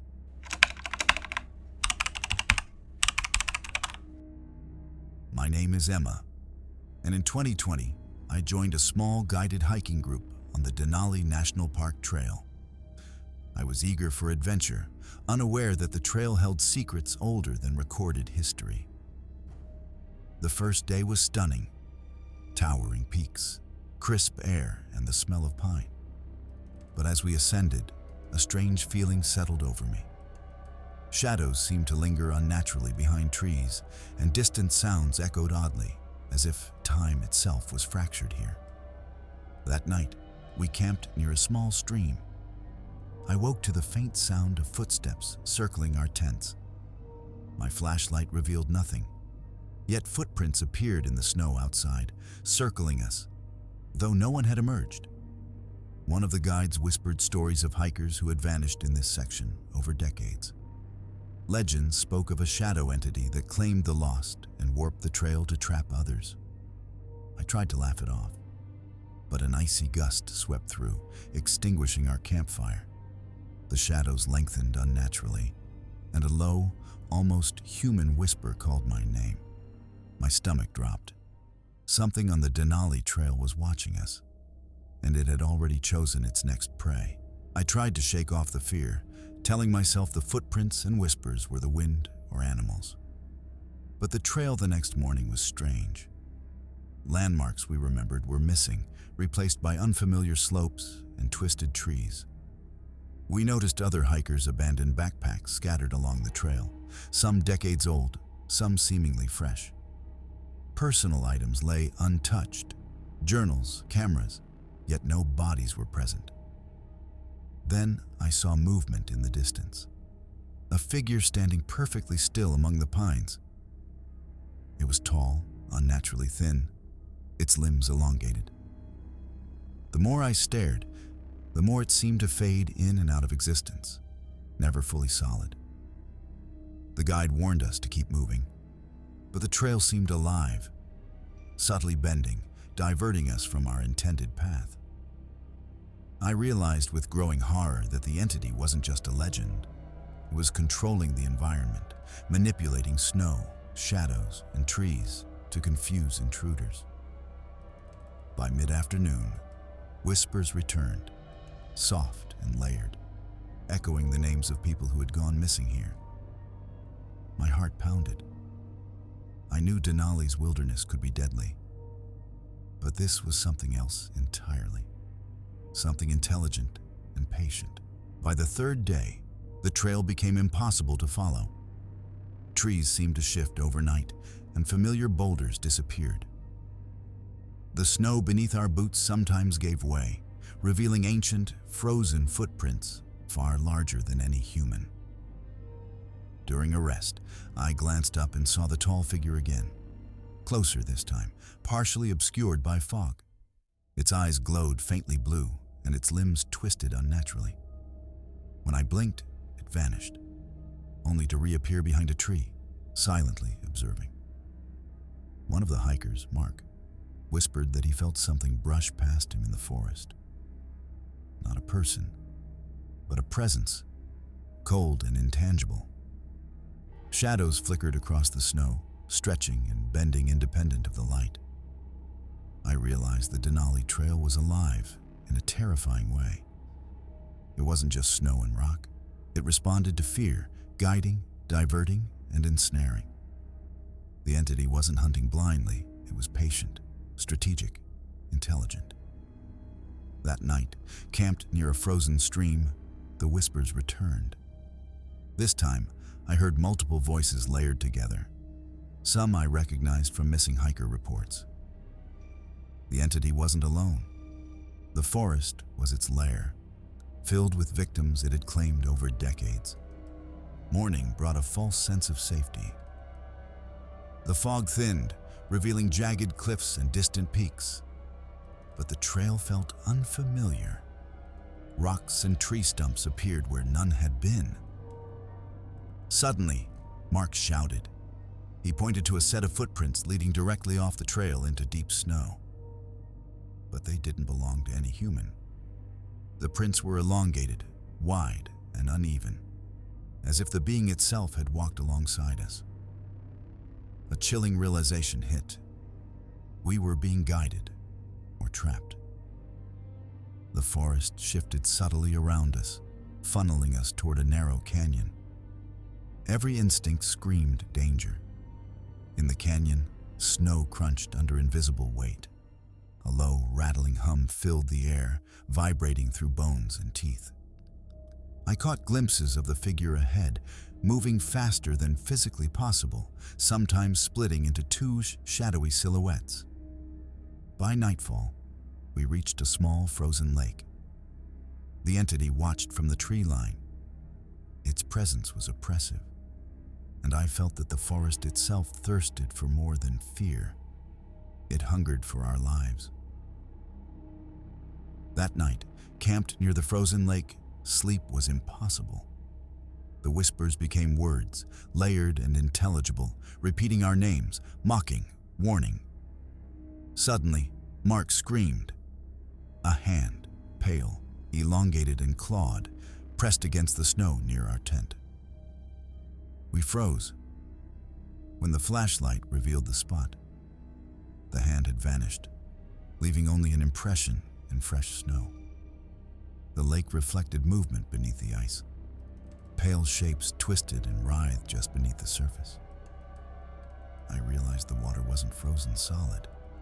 It was alive with the entity's influence, ready to ensnare any who came too close. Desperate, we packed immediately at dawn, trying to leave. But the trail had vanished. Trees bent, snow shifted, and landmarks seemed to mock us, reshaping the forest into an impossible maze. Each step forward was a struggle against not only physical exhaustion, but the forest itself, which seemed to resist escape. The entity was patient, knowing we would tire, falter, and become easy prey. Hours of trudging brought no relief. Every attempt to find a trail led us back to the frozen lake. The entity was testing us, measuring fear, patience, and endurance. Then I noticed footprints ahead, human, recent, but with strange elongation, as if the entity was mimicking hikers to lure us further. I nearly stepped into them before catching myself. The forest seemed to pulse. Shadows stretched across snow, independent of light. Mist swirled unnaturally around trees. Each movement of the entity was calculated, deliberate, ensuring we never felt safe, even in open spaces. Night fell again. The lake emitted faint blue light from beneath the ice, illuminating writhing shapes. The whispers became commands, telling us to approach, follow, stay. Every instinct screamed no. But the forest warped our perception, blurring the boundary between reality and nightmare. I realized that escaping meant fighting not only the wilderness, but an ancient, intelligent presence embedded in it. The Denali Trail had claimed dozens, and we were next unless we acted. By the seventh night, exhaustion threatened to consume us. The entity's whispers had begun seeping into our minds, creating hallucinations, apparitions of lost hikers walking alongside us, silent, accusing, mocking. I glimpsed the tall figure again. It didn't move like a human. Its limbs bent at impossible angles. Its glowing blue eyes bored into me. I stumbled, falling into snow. Shadows seemed to rise from the ground, forming walls to channel us toward the lake. I realized the Denali Trail itself was the entity, a living, conscious predator using ice, snow, and fear as tools. Every step, every path, every sound was manipulated to wear us down mentally and physically. Sarah, one of the hikers, screamed suddenly. A shadow had risen from beneath snow near the lake and swept past her, narrowly missing her legs. We huddled, paralyzed with terror, knowing that even a single misstep could mean instant death or disappearance. Our only hope was to move as one, silently, steadily, and pray the entity grew bored or distracted. The next morning, a faint light filtered through the trees. The forest seemed momentarily calm, but I knew better. The trail remained inconsistent and twisting, leading us in circles. We came across a small abandoned tent, with belongings of a hiker missing for decades. The papers inside contained sketches of the entity, warnings, and desperate pleas. My stomach churned. We were walking the same path as previous victims. Then I saw movement in the distance. Dozens of pale, thin figures emerging from the mist, silently gliding above the snow. Some mirrored our every step, others watched from afar. Their eyes glowed faintly, echoing the entity's malevolent intelligence. We pressed forward, silent, ignoring exhaustion and fear. The trail seemed to stretch endlessly, each clearing bringing new shadows, new whispers, new threats. The Denali Trail had taught patience, fear, and suffering to countless hikers, and it had no intention of letting us leave easily.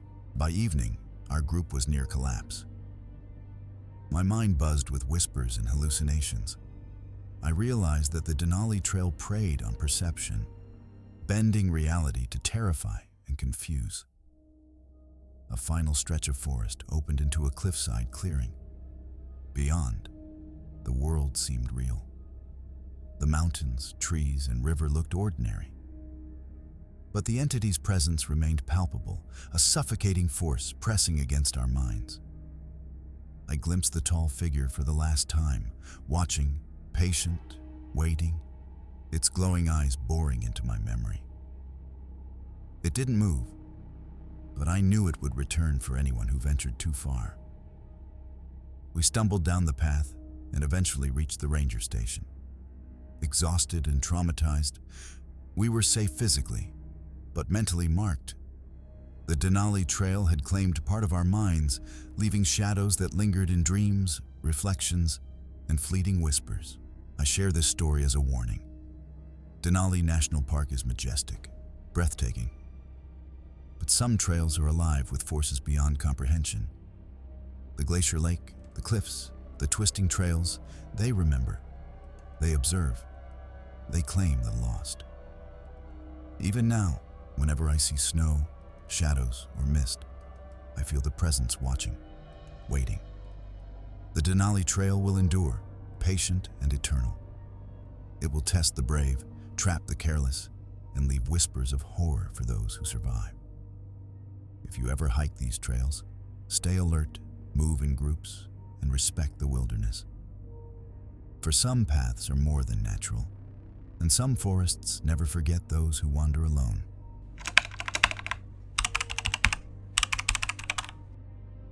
My name is Alex, and this happened in 2018 on Kodiak Island, Alaska. I was an experienced hiker, used to remote trails, confident in my ability to survive. I was wrong. The trail started innocuously. Thick forests, rocky paths, and distant ocean cliffs. But within hours, I noticed the silence was unnatural. No birds, no insects, only the crunch of my boots on mossy ground. A sense of being watched settled over me. I passed a small stream, the water clear and cold. I paused, and in the reflection, I saw something behind me that wasn't there when I turned around. A shadow, tall and distorted, standing perfectly still among the trees. I quickened my pace, but the forest seemed to shift subtly, making familiar landmarks vanish. Every bend, every clearing felt like it was rearranging itself to keep me inside. By nightfall, I set up camp near a cliff overlooking the ocean. The sun dipped below the horizon, but shadows in the forest moved with independent purpose, almost stalking me. I knew this hike would not end normally. That night, the wind carried faint whispers, unintelligible but urgent.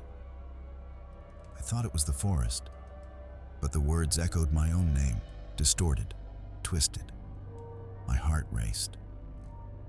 At dawn, I resumed hiking, trying to reach the main trail.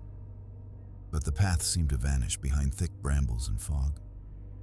The forest was manipulating my sense of direction, bending the trail, guiding me deeper into isolation. Suddenly, I saw a faint figure in the mist, tall, skeletal, with unnaturally long limbs. It didn't move like a human, yet it followed me silently, always appearing when I looked away. I tried calling out, but my voice echoed unnaturally, almost mocking me. The shadow seemed to anticipate every movement, appearing ahead, behind, and beside me simultaneously. By midday, panic overtook caution. I realized Kodiak Island was no ordinary forest. The woods had teeth, eyes, and patience, and it had marked me as its next victim. By late afternoon, I was utterly disoriented. The trail had completely disappeared. Snow-dusted rocks and thick undergrowth now formed an alien maze, with no signs of previous hikers or landmarks. Then I glimpsed movement. A series of pale, thin figures gliding silently among the trees. They weren't human, but they mimicked human behavior. Walking, stopping, watching. I froze, terrified, realizing that I had entered a domain where reality bent to something else's will. The shadow from earlier appeared again, taller now, almost stretching into the fogs above the canopy. Its glowing eyes burned into my mind. Every attempt to flee led me deeper into the forest, as if the trees themselves were conspiring against me. As night fell, I tried to set up camp, but the ground felt unstable. Strange impressions, like hands pressing up from beneath the soil, left visible marks around my tent. My heart pounded as I realized the forest wasn't just alive. It was hungry, patient, and intelligent. I attempted to stay calm, moving cautiously. Every sound seemed amplified. A snapping branch echoed like a scream. Distant animal calls twisted into whispers of my name. I stumbled across a shallow creek.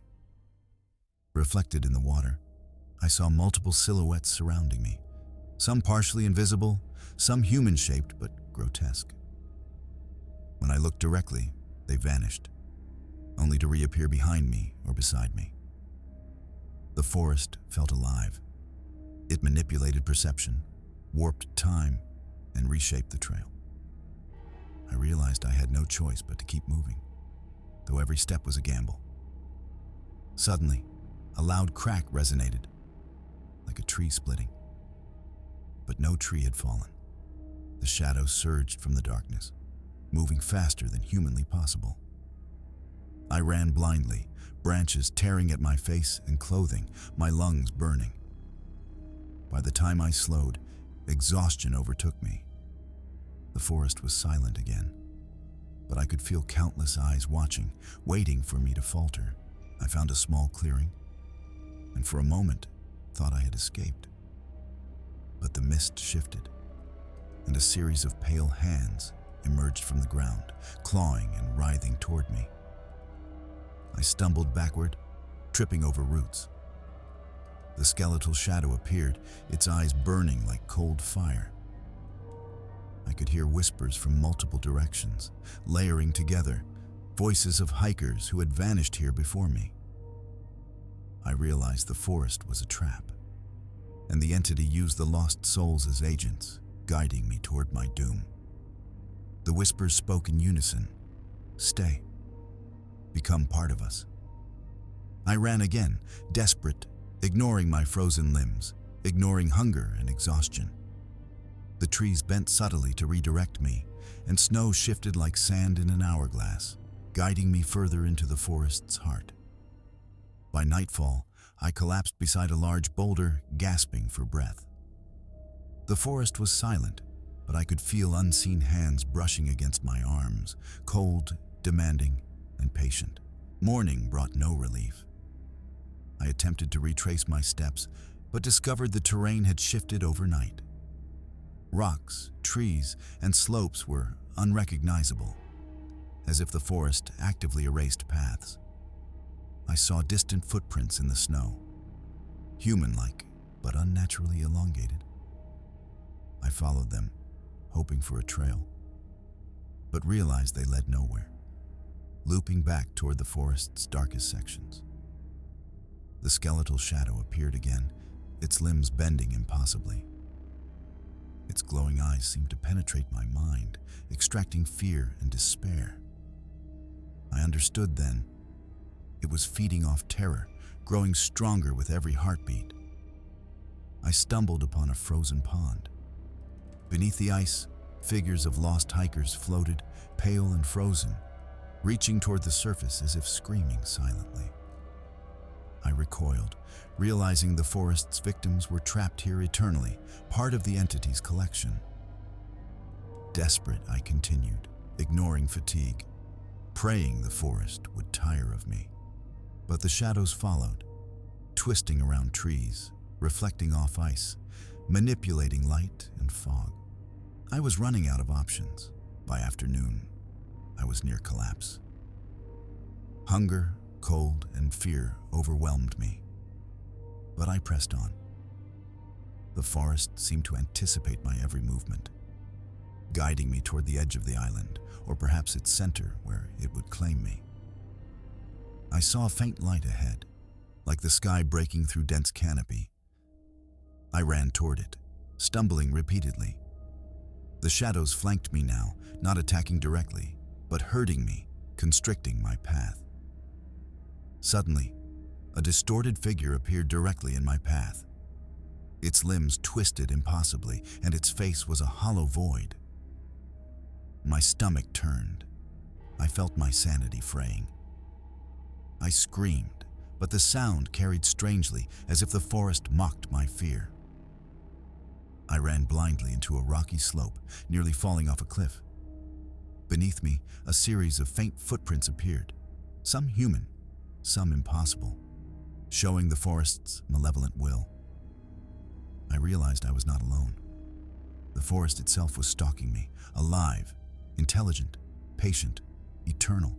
Night fell. I found a small cave to take shelter, but the whispers returned, louder now, layered with dozens of voices. Some were desperate, some angry, some almost pleading. Inside the cave, shadows danced along the walls. Figures of previous hikers emerged, translucent and pale, their mouths open in silent screams. I realized they were both prisoners and agents, part of the forest's network of control. A skeletal figure appeared at the cave entrance. Its eyes glowed blue. It didn't move forward but radiated menace. I understood. It could reach me anywhere, even if I escaped physically. It had already ensnared my mind. I spent hours huddled, trembling. Every snap of a branch outside or rustle in the mist made my blood run cold. I survived the night, but the forest had marked me.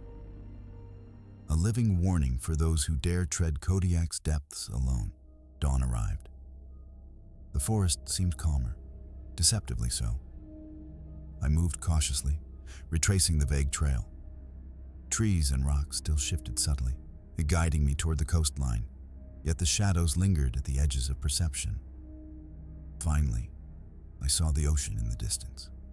Relief surged, but the skeletal shadow appeared one last time, perched on a tree branch, glowing eyes fixed on me. I felt its gaze burn into my mind, promising I could never forget. I stumbled onto a dirt path leading to a ranger station. Exhaustion and terror made me numb. The entity had let me leave physically, but part of my mind remained in the forest, forever marked. Every night since, I see shadows in reflections, hear whispers in the wind, and feel the forest's patience lingering around me. Kodiak Island's wilderness is majestic, but some trails are alive, intelligent, and predatory. The vanishing hiker's story is a warning. Respect the forest and never underestimate forces beyond comprehension. I tell this story as a warning. Alaska's wilderness is breathtaking, but it holds ancient, patient, and intelligent forces that prey on fear and isolation. The forests, cliffs, and trails remember. Shadows, whispers, and distorted figures are not myths. They are the forest's guardians, keeping its secrets and claiming those who wander carelessly. Even now, years later, I feel the presence when I see dense woods or mist rolling over snow. The vanishing hiker of Kodiak Island wasn't just me. It is anyone who underestimates the wilderness. Respect it, fear it, and remember, some forests are alive, and some travelers never truly leave. As our journey through Alaska's darkest trails comes to an end, remember this. These stories are not mere fiction. The wilderness is breathtaking, yes, but it is also ancient, patient, and hungry for those who wander unprepared. From the haunted Glacier Lake to the Denali Trail, from Kodiak Island's vanishing hiker to the forests and cliffs in between, each tale shares the same chilling truth. Alaska holds secrets that refuse to be forgotten. Those who vanish here leave whispers behind, shadows in the mist, and a lingering sense of dread that marks anyone who survives. If you venture into these lands, do so with respect, caution, and awareness. Because the forests, the mountains, and the frozen lakes are not empty. They are alive. They remember, they watch, and sometimes they take. Thank you for joining us on this terrifying journey. If these stories chilled you to the bone, make sure to subscribe, hit the like button, and ring the notification bell so you never miss another encounter with the unexplained. Thanks for watching. This was Dark Fears.